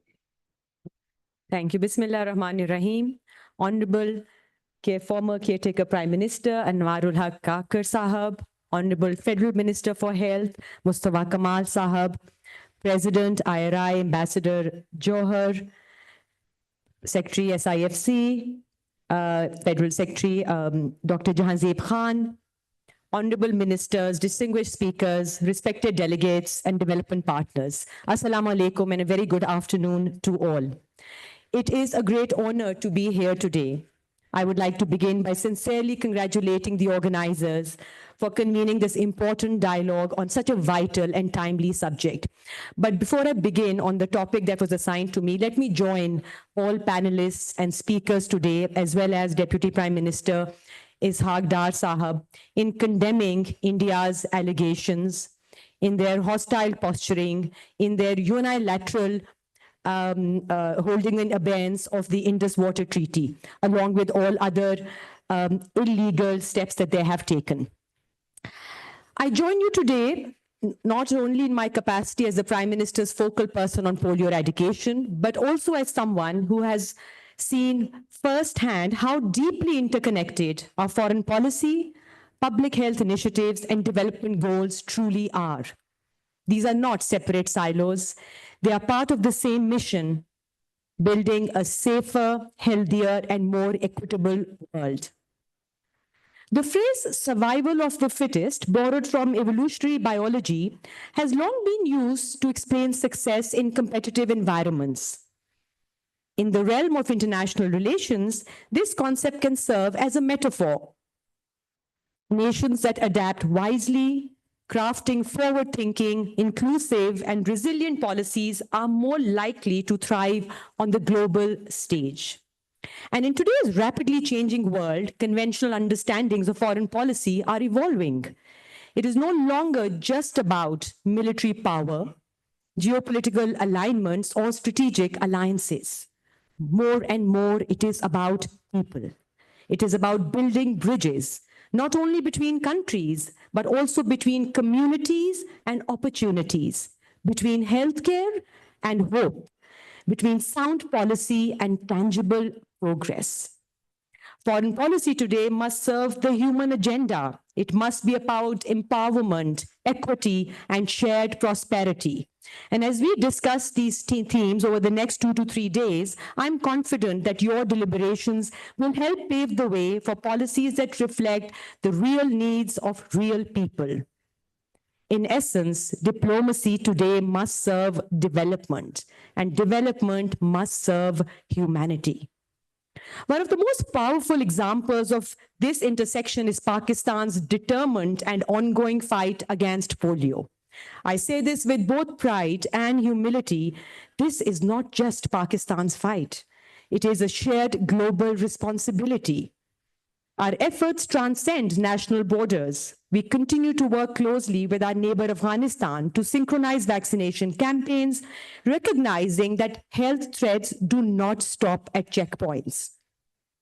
At the heart of this effort is also our state-of-the-art regional reference laboratory at the National Institute of Health, which plays a critical role in AFP and environmental surveillance, ensuring that virus detection and timely response, which are core pillars of an effective eradication strategy. Every step that we take forward eradicating polio is a step the world takes towards a safer, healthier future for every child everywhere. Ladies and gentlemen, I often say that a virus does not recognize boundaries, race, or religion. It travels swiftly, travels silently, much like fear or poverty. But so can our response, our compassion, our knowledge, and our innovation. To succeed, we must be just as nimble, just as boundless in our commitment. The polio eradication initiative in Pakistan stands among the most coordinated and comprehensive public health partnerships in the world. It is a unique and inspiring example of health diplomacy in action. Pakistan's polio team works closely with global partners, including the World Health Organization, UNICEF, CDC, the Gates Foundation, Rotary International, and Gavi, as well as with bilateral allies, including Saudi Arabia, the UAE, China, Japan, Germany, Norway, France, the US, the UK, and Canada, all united by one vision, a polio-free world. This program stands as a powerful example of how collaborative health efforts can foster regional and global collaboration. Nowhere is this more evident than in our partnership with Afghanistan, the only other country where polio remains endemic. Our cross-border coordination underscores a key principle that shared challenges require shared solutions. Beyond the region, Pakistan has also received crucial support through vaccine diplomacy. China has graciously donated millions of doses. Brazil has extended vital vaccine grants. And these acts of solidarity reinforce Pakistan's position within a globally interconnected public health landscape, one where mutual and collective actions are our strongest tools. We are continuously also striving to rebuild trust in public services, to strengthen our health systems, and to train thousands of brave health workers, the majority of whom are women. These women serve as beacons of resilience, reaching even the most remote and fragile corners of our country. Let me pause here to heroes who trek the length and breadth of this country, go knocking on every door in Pakistan, often in harsh conditions and volatile settings, aimed with nothing but a cooler box to carry vaccine and a heart full of resolve. They are the face of our mission. And indeed, they are the face of diplomacy, not the kind that unfolds in high-level negotiations, but the kind that unfolds on dusty roads, in mountain valleys, and along riverbanks, where children await their chance at life. This brings me to an essential truth. When we invest in health, we invest in human development. When we prioritize equitable access to vaccines and healthcare, we lay the foundations for peace and stability. When we put children first, we create a legacy of dignity, opportunity, and justice. Today, Pakistan stands at a pivotal moment. We are closer than ever to making polio history. But this final mile is the hardest. It demands not just perseverance, but also international understanding, cross-sectoral collaboration, and a foreign policy that places human development at its core. As we move forward, let us align diplomacy with development. Let us recognize that health security is national security. Let us honor frontline workers as peace builders and elevate mothers, teachers, and youth as diplomats in their own right, because they are the ones turning policy into lived reality. And finally, as a woman in public service, I take deep pride in the fact that over 70% of our polio workforce are women. These women are more than vaccinators. They are agents of trust. They are agents of trust, community, dialogue, and transformation. Their service reminds us that gender inclusion is not just a social aspiration, it is a developmental necessity and a diplomatic strength. Another critical point I would like to briefly highlight is the importance here of a long-term vision, the ability to leverage the infrastructure and partnerships built through large-scale efforts like polio eradication for broader public health and national resilience. In response to the explosive polio outbreak that Pakistan saw in 2014, which paralyzed 306 of our children and was the highest polio case burden ever in Pakistan's polio eradication history, we established a network of emergency operations centers, a model that brought together all national and international partners as one team under one roof. But even then, our thinking extended beyond polio. We recognized Pakistan's vulnerability to both national and man-made disasters and sought to create a structure that could serve the nation in times of any health emergency. That vision proves its worth when these very systems became the backbone of our surveillance and response to the COVID-19 pandemic.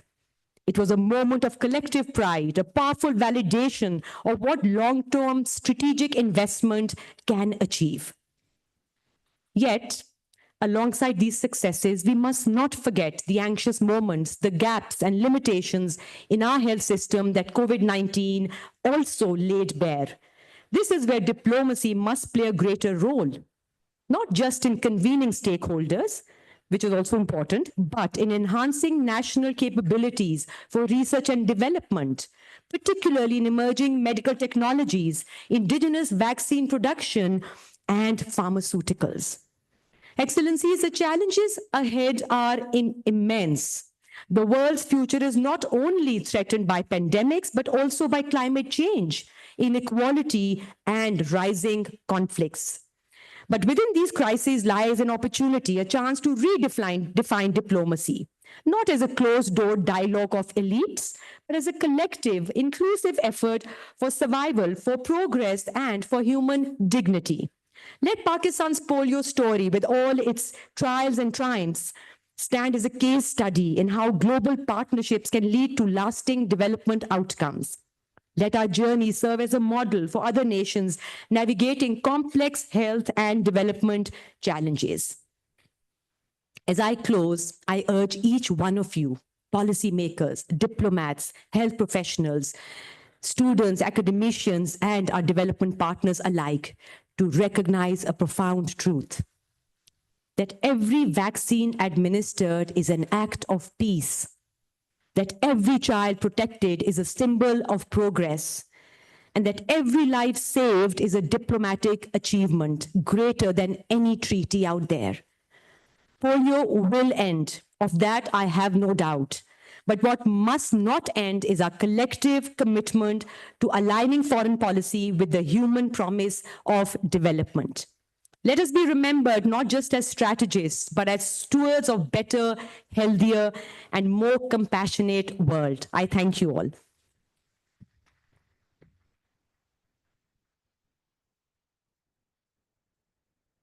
Thank you so much, Ms. Aisha, for your vision. I am now privileged to welcome Dr. Jahanzeb Khan, who is member of SIFC and Special Assistant to the Prime Minister. Dr. Khan will now speak on trade development, the institutional perspective.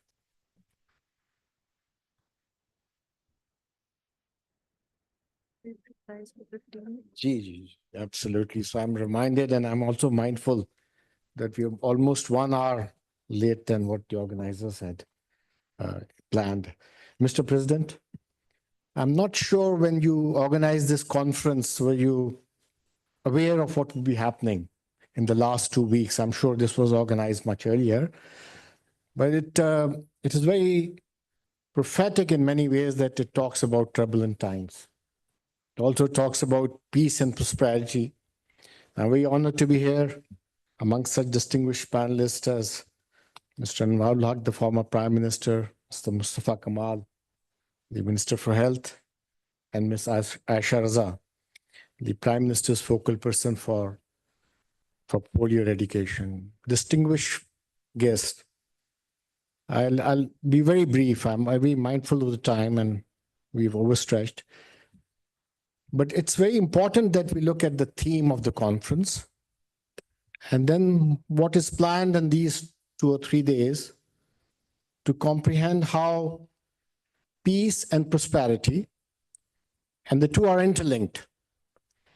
Even in turbulent times, even in difficult times, can be achieved through better regional dialogue and conference. And I think it's very important that we look at the word region and also look at the word dialogue. A monologue doesn't work. You can keep talking to oneself and restate the truth that we believe in. But the dialogue is when the two sides can converse. And listening is important in that sense. So, Mr. President, congratulations on this very important topic and to your team for organizing this conference. I was asked to be mindful also that there would be scholars and researchers, so we need to give them some context. But I'm not going to bore you through a presentation, but there are certain concepts that need to be highlighted to comprehend the topic that has been assigned to us. I won't go through them, but trade and development as a pillar of foreign policy is an extremely important topic. And you can look at all the elements that it does, attracts international cooperation, brings in technology, enhances global integration, and all of those things which are very well known to you. So our first point here is that trade and development are not only pillars of foreign policy, but these are foundations of foreign policy. And all foreign policy is, in the end, the ability to aggregate national interest and to bring in more international partners and alliances to further your national interests. So it's all about improving the lives of the people. And trade is a very strategic tool in the foreign policy domain. That's the second point the conference is highlighting. And trade, of course, is under great turbulence as we speak.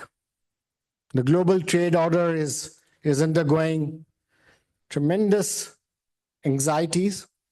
New trade regimes will emerge. But trade is important, and trade will continue. There was trade when there were no trade organizations. And even then, nations and countries used to try to promote their trade interest. And they used their resources, their armies, their systems to back up their trade interests. So trade would continue to be of global interest, irrespective of what happens. And we should also remember that there is a development policy for sustainable growth. The world has signed up to it. And while we go through this great economic upheaval and trade challenges, the Sustainable Development Goal continue to be the milestone under the UN framework, which has to be achieved by 2030. And these goals are extremely important for Pakistan what we aim to achieve in the next 5 years or so. And these are fundamental requirements. The requirement of water, food, shelter, clean environment, ability to have access to energy, live in peace and stability and security. So this is not some fancy idea coming from the UN, but these are very much our national targets which we have to achieve. And then we have an intersection of trade and development, and the two are interlinked. And I should also mention investment as an important component of trade and development. The General Pakistan was very mindful that it must become part of the global trading system. And we are one of the founder members of the General Agreement on Trade and Tariff. We joined it in 1948, just a year after Pakistan came into being. And we are also a founding member of the World Trade Organization. So the leadership in this country always looked at trade as a major foreign policy tool to enhance our well-being. And we've been committed to multilateral liberalization and rule-based trade agreements. We've extended the most favored nation principle to many countries and have tried to benefit from it. We've also been part of the global movement to reduce tariffs and to reduce non-tariff barriers. And the objective was that the more trade we have, the more exports Pakistan can get, the better the quality of life of our people. And we've tried to strengthen trade ties with both developing and developed countries, and have used the WTO platform to advance this agenda. But what has happened in the last 20, 25 years is that the Doha round did not continue. And it was very important that the Doha round was seen as a development round. So trade was seen as an instrument of development to enhance the quality of life for people, particularly those who lived in developing or less developed countries. But unfortunately, the Doha round remained inconclusive. And since then, trade has regressed on the international agenda. And that is where regional alliances have stepped in, because the global alliance could not take place. And these regional alliances have strengthened regional integration on trade and investment. And Pakistan also has several regional arrangements in which we are signatories and we are contributing. Of course, we have the GCC, which is our neighbor. We have the Economic Cooperation Organization. There's SAARC. And we also have the comprehensive arrangements with China. So this is the region in which we are operating. And it's extremely important that the foreign policy parameters look at our interests in trade and investment from this region. It's extremely important that also when we're talking about trade and investment, there is connectivity. Without connectivity, trade becomes difficult. And therefore, connectivity within the regional trading blocks, facilitating easier movement of goods, services, and personnel. And this requires not only road connectivity and railroad and ports and air, but also digital connectivity and convertibility. Similarly, better logistics, lower cost of transportation has become extremely important for trade facilitation. Ladies and gentlemen, the government of Pakistan was very mindful of this requirement. As I mentioned, for a long time, we have been looking at trade as a major area of development. But because there were certain challenges in the summers of 23, we had a difficult macroeconomic situation. The balance of payments was under severe crisis. And it is evident that this crisis emanated from imports and not exporting enough. So trade becomes at the heart of the challenge that we have. And the government is committed to enhancing exports from Pakistan in an export-led strategy which leads to the development of people of Pakistan. And for that purpose, a unique arrangement was crafted in the summer of 23. A special investment facilitation council was established, which brings all stakeholders, all governments in Pakistan, the federal government, all provincial governments, and other stakeholders, the academia, the private sector, the non-governmental organizations, all of them together to look at whole of government approach in promoting trade and investment. As the name suggests, it's primarily there to encourage investment, but investment to further trade. And we are seeking investment which leads to more exports and more growth in the economy. The SIFC has prioritized certain sections of the economy, and these are not exhaustive, but we prioritize them so that we could keep them in focus, put all our energies there and pursue relentlessly. And agriculture is important. Agriculture has a lot of potential, and it has a direct impact on the lives of a very large segment of Pakistan. Similarly, industrial development, building up our infrastructure for better trade and investment, ports, railways, etc. And you've been recently hearing a great deal about the mineral potential, which is also one of the strategic focuses on which SIFC has been working. Energy sector reforms, supporting privatization, and developing public-private partnerships, supporting the IT sector, and most importantly, developing in human skills, not only to export quality and skilled human beings, human resources from Pakistan to other economies which require this asset, but also to fuel our own industry. Now, SIFC has been very active. And of course, many questions are asked about what is the outcome. In the next 2 or 3 minutes, I'll just give you a snapshot. There are 3 dimensions that we understand of promoting investments. The first one is to promote the investment climate. The second one is about facilitation. And the third one is about promotion.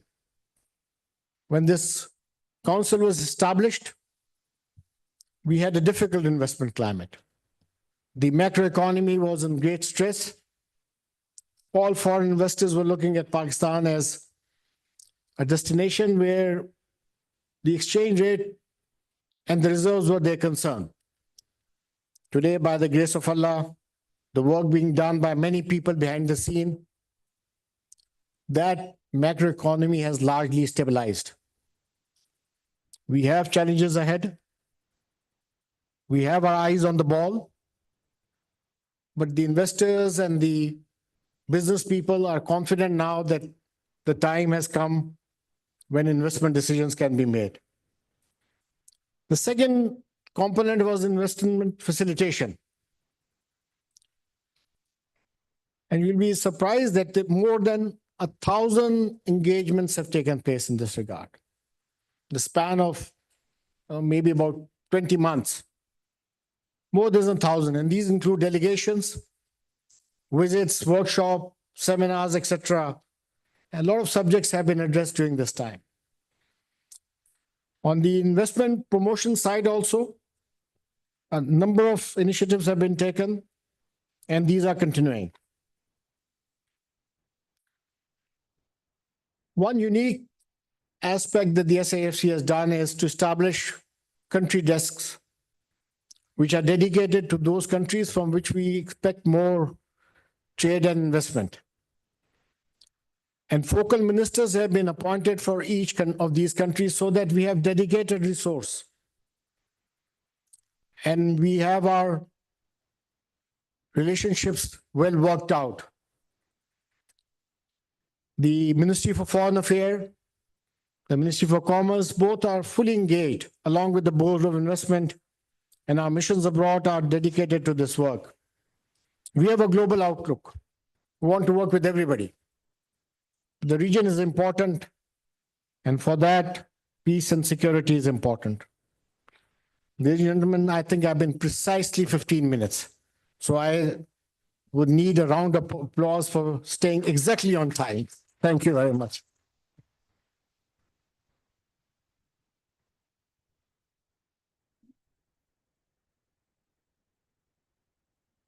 Thank you so much, sir, for being on time and giving your insights. Now I would like Ms. Umaima to take over for the Q&A session. I would like you all to be patient for 5 or 10 more minutes, please. Thank you.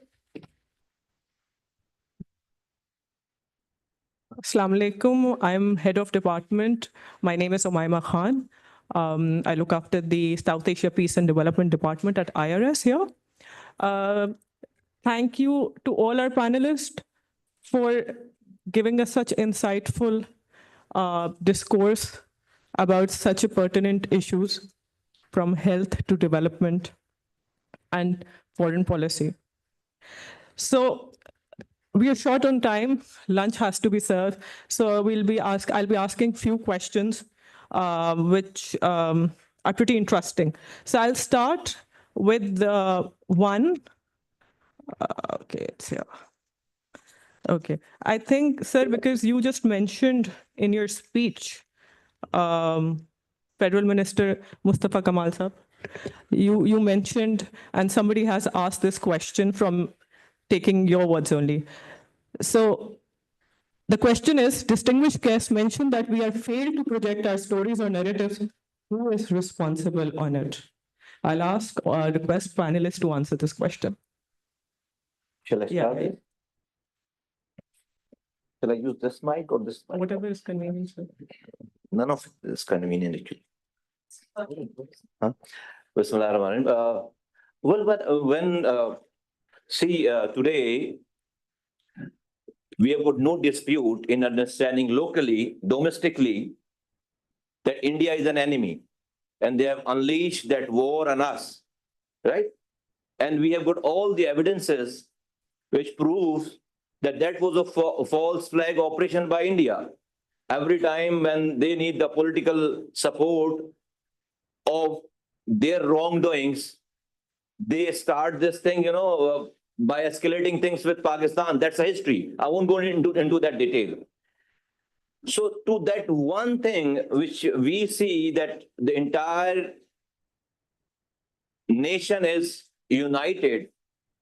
On the contrary, we have been seeing for last so many years that the same India is attacking on us on our soil, but we have not been able to take name of India the way we should have been taken it. By not doing and fulfilling this thing, we have confused our nation, our community. That's where they are fragmented kind of approach by all those incidents. I have seen proofs. We have got the proof with our law enforcement agencies, with our government, that they are predicting all the incidents in Pakistan 1 day before, 2 days before, hours before, exactly the place, the incident, the city and everything. And yet we are not taking name of that culprit. We take names of those people who are their proxies. So my point was that we have been lacking in telling the world that India is a terrorist country, terrorist state, who has launched a war, not only this 10 days back, but many years, for last many years. And every single passing day, we are giving our bloods in their nefarious kind of plan. So this is what, and that's where we have the most important thing. Why I'm mentioning it. We have on every incident locally here in Pakistan, we have got different. We have different views from the society. Some sympathize with those victims. Some even criticize those victims. God forbid. And at the end of the day, that's what God forbid they thought, that with this divided nation we might be able to penetrate, which they have completely failed. So this is the case study. This recent incident is case study when it comes to India. When we rightly pointed out the enemy and the culprit, the nation is not confused, and we are standing behind our armed forces, behind our government, and behind the state policies, and to entire country is united. Whereas when it comes to domestic incident, we were divided. So this is what I mean. Actually, we have been failed to. I would request everybody who's near the buffet, please wait for next 5 minutes, calm down. You all will get food to eat. I would request the lunch committee who's looking after it, please go and manage those people. It looks really odd. Please, I will request again to the people near the buffet to settle down for next 5 minutes. Thank you. Sir, Kakar Saab, your comment on the same question?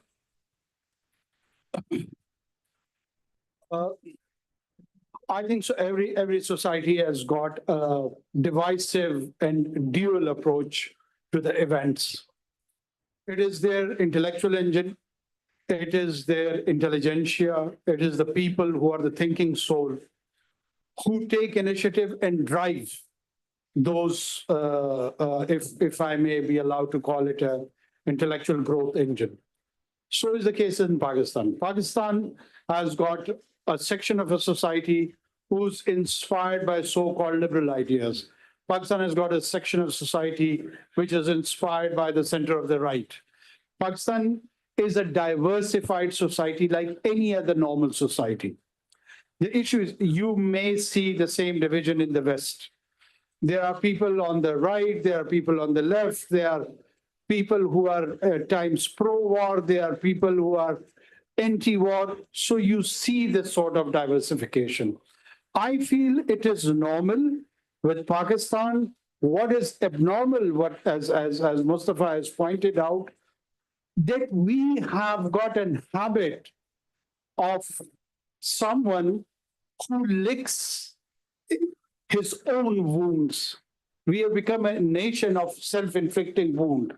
We always try to blame ourselves, not based on truth, not based on reality, not based on scholarly empirical evidence. Rather than we go on hearsays. We are a nation which is part of a ummah. हमारे यहाँ मैं हमेशा ये example देता हूँ कि अहदीस के हवाले से तकसीम है. Now look at the stature of the Prophet saying, कोई अहले हदीस है, कोई रद्द हदीस है, कोई तवातुर हदीस की बात करता है, मुख्तलिफ तकसीम है. हमूद रहमान रिपोर्ट की हवाले से ताजुद गुजार और रात को वाइन पीने वाले दोनों इकट्ठे हैं. आपने कभी ऐसी यूनिफिकेशन देखी है? No one challenges the story of 1971 on scholarly basis. When I was feeling pain the year 2010, somebody introduced me to a book by Sirmila Bose, Dead Reckoning. She's a Marxist, women, West Bengalan, and as an academia, she teaches at Georgetown and Oxford. And she narrates the story of 1971. What a shame. And I used to write a couplet of Iqbal, and I distributed more than 200 copies of that book. And what was the couplet? Asba mil gaye Kaabe ko sanam khane se. Something you couldn't say for yourself. The grandniece of Subhash Chandra Bose. She's not on the payroll of ISIMI, as many of us, our fellow citizens, would accuse us. Where are your intellectual engine growth? Where is your Sarmila Bose? Pakistan को 50 साल से हर talk show में हर तीसरे दिन बांग्लादेश की जिल्लत याद दिलाई जाती है. I mean, there is one single journal I see in this audience, but there are many scholars amongst you. Is there any single nation on God's earth, starting from the Romans and the Spartans and the Macedonians, the Greeks, till this day, you name Japan, China, Russia, Soviets, French, English, Portuguese, Spanish. Is there a single nation on this earth which has not lost a war once in its national life? There is no exception. There is no exception.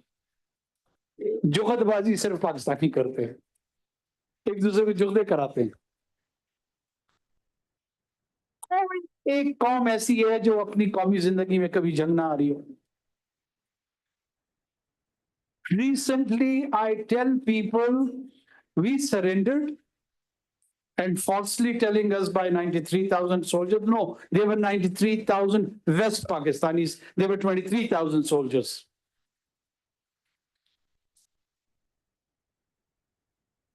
हमें कहते हैं 3 million Bengalis को हमने मार दिया. The actual death toll on both sides was 54,000.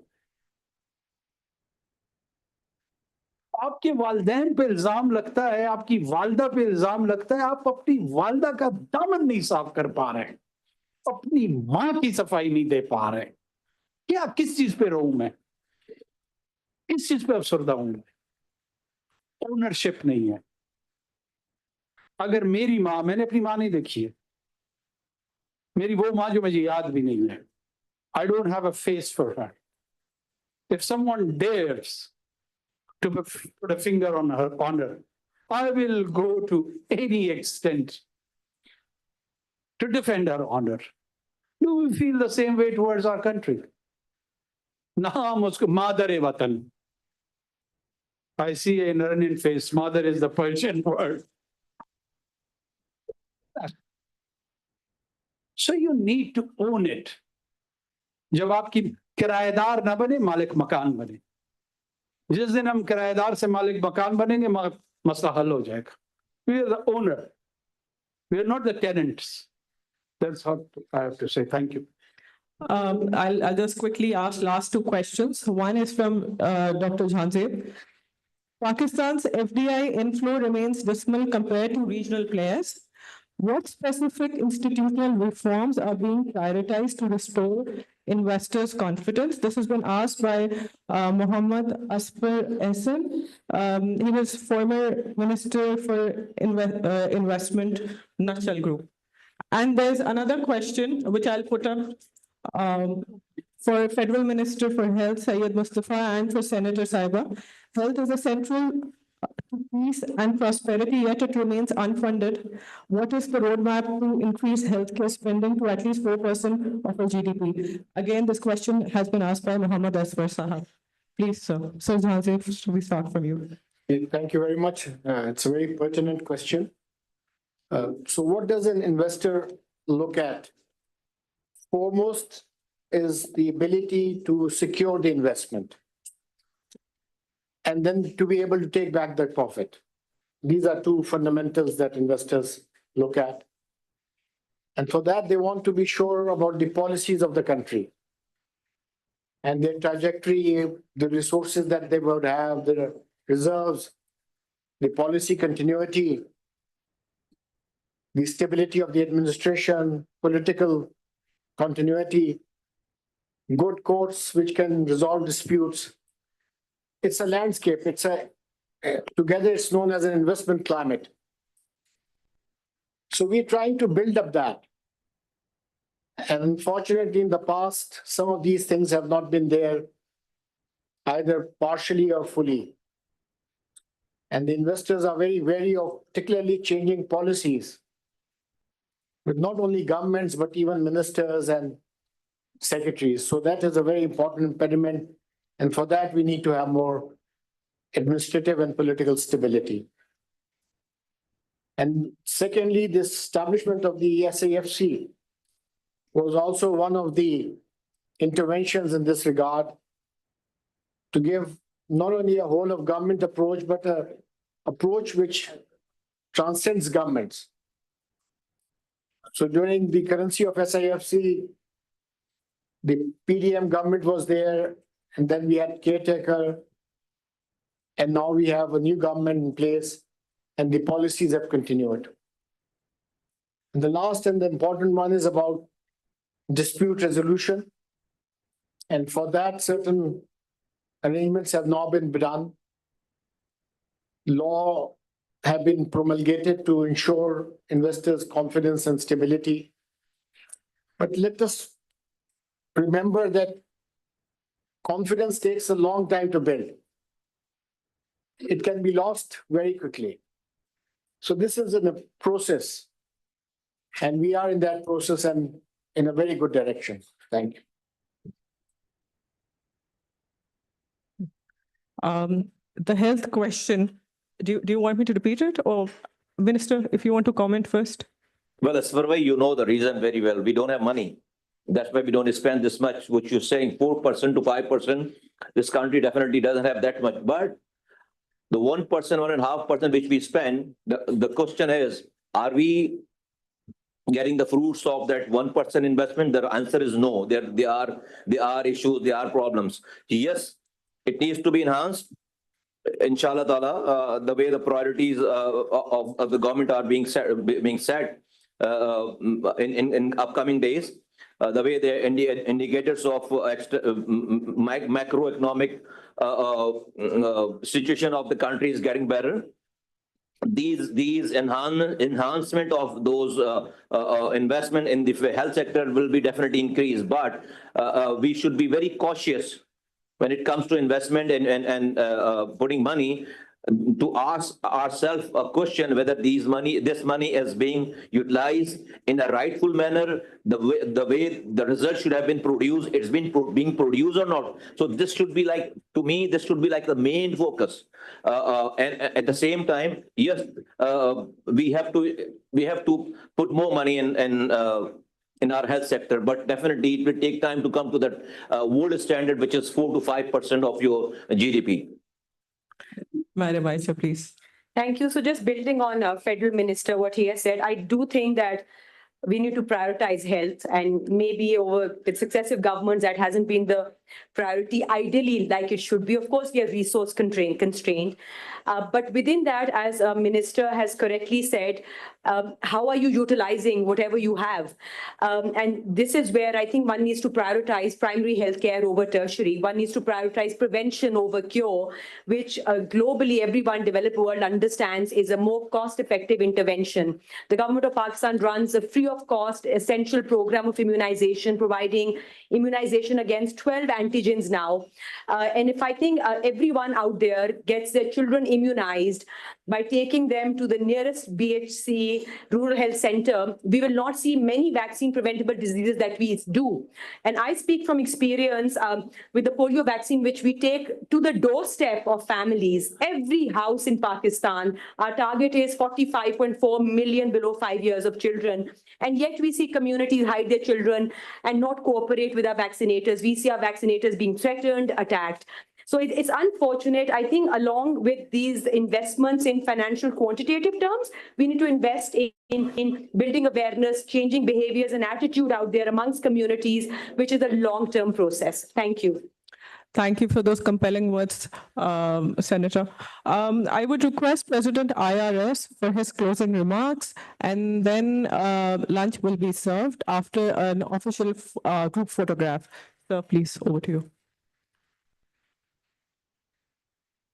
Thank you. Okay.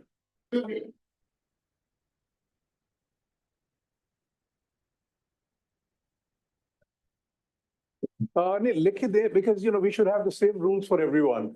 I think, yeah. Can you just write it down like everybody else? I have to ask the open. Okay. Yeah, because then that's the problem that we have now, that we violate rules. Okay, You can ask after the pictures.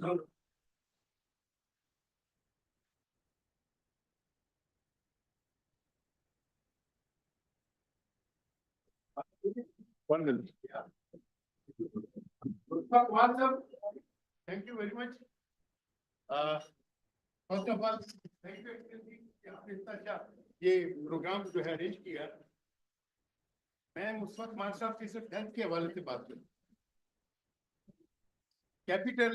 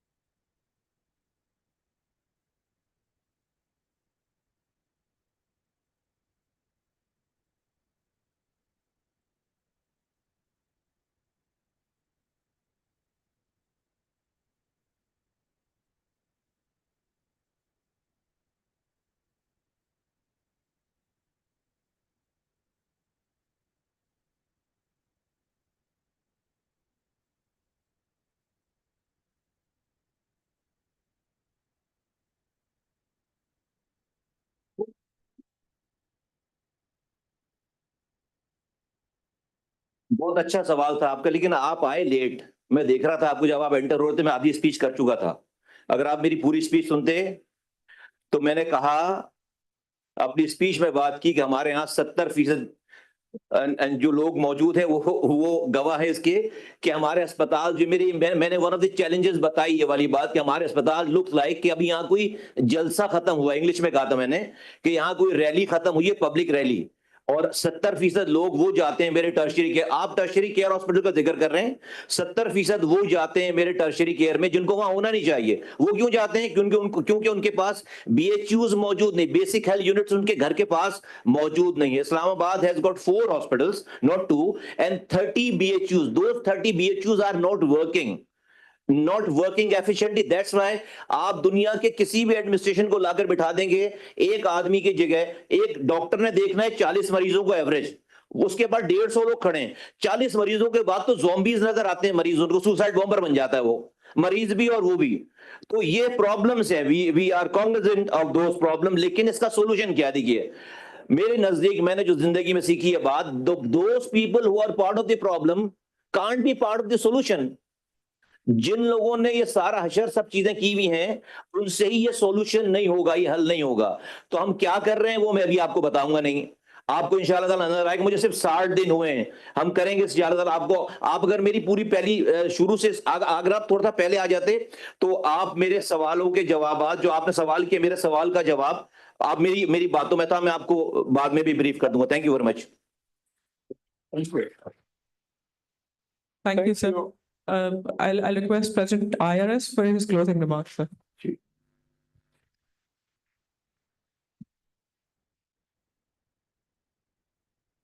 Thank you.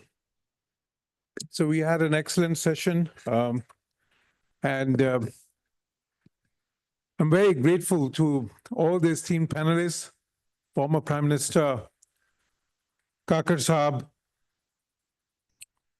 Federal Minister Mustafa Kamal Saab,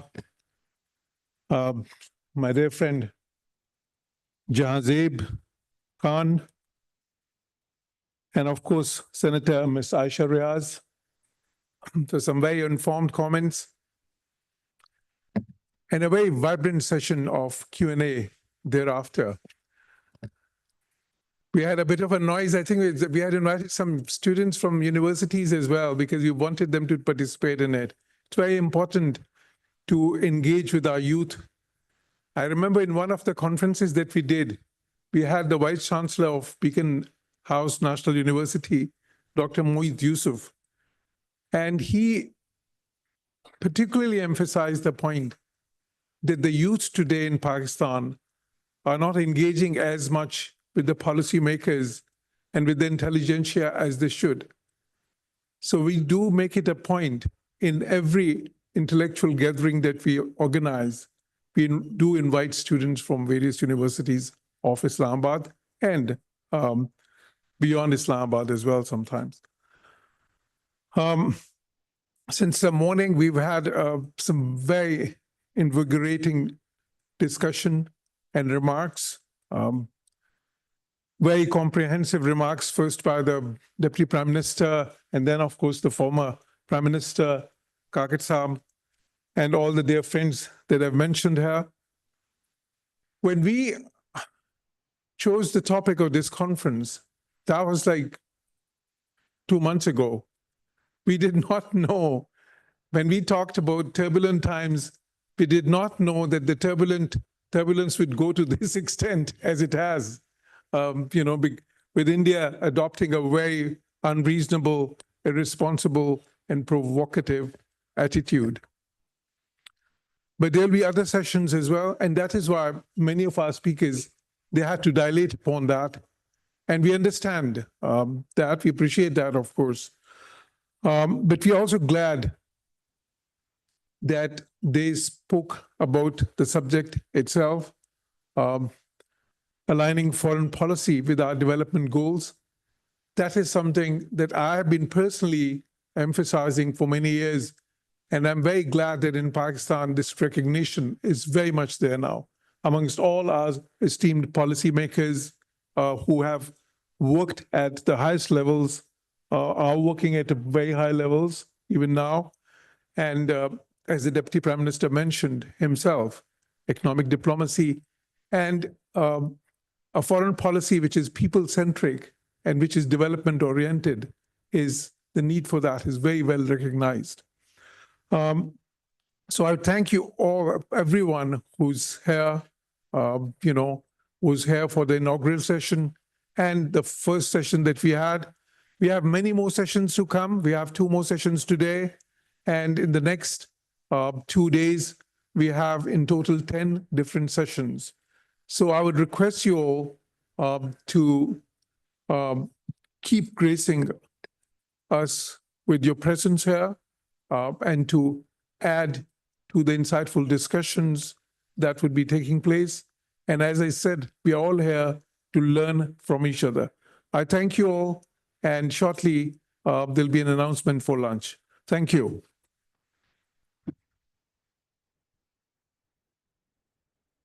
Ladies and gentlemen, to formally conclude our first session, I would request the President IRS and our guest speakers for a group photo and take their mementos.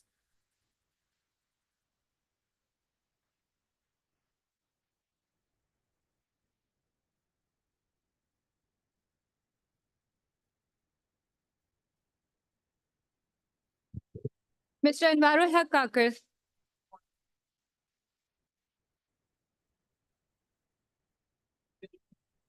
Now I would request Mr. Mustafa Kamal, the Federal Minister for Health.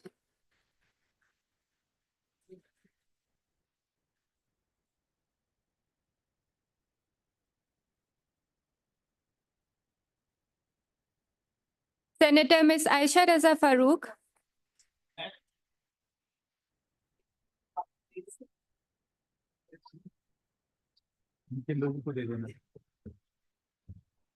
And Honorable Dr. Jahanzeb Khan, please. Now I would like you all to please be seated for the group photo.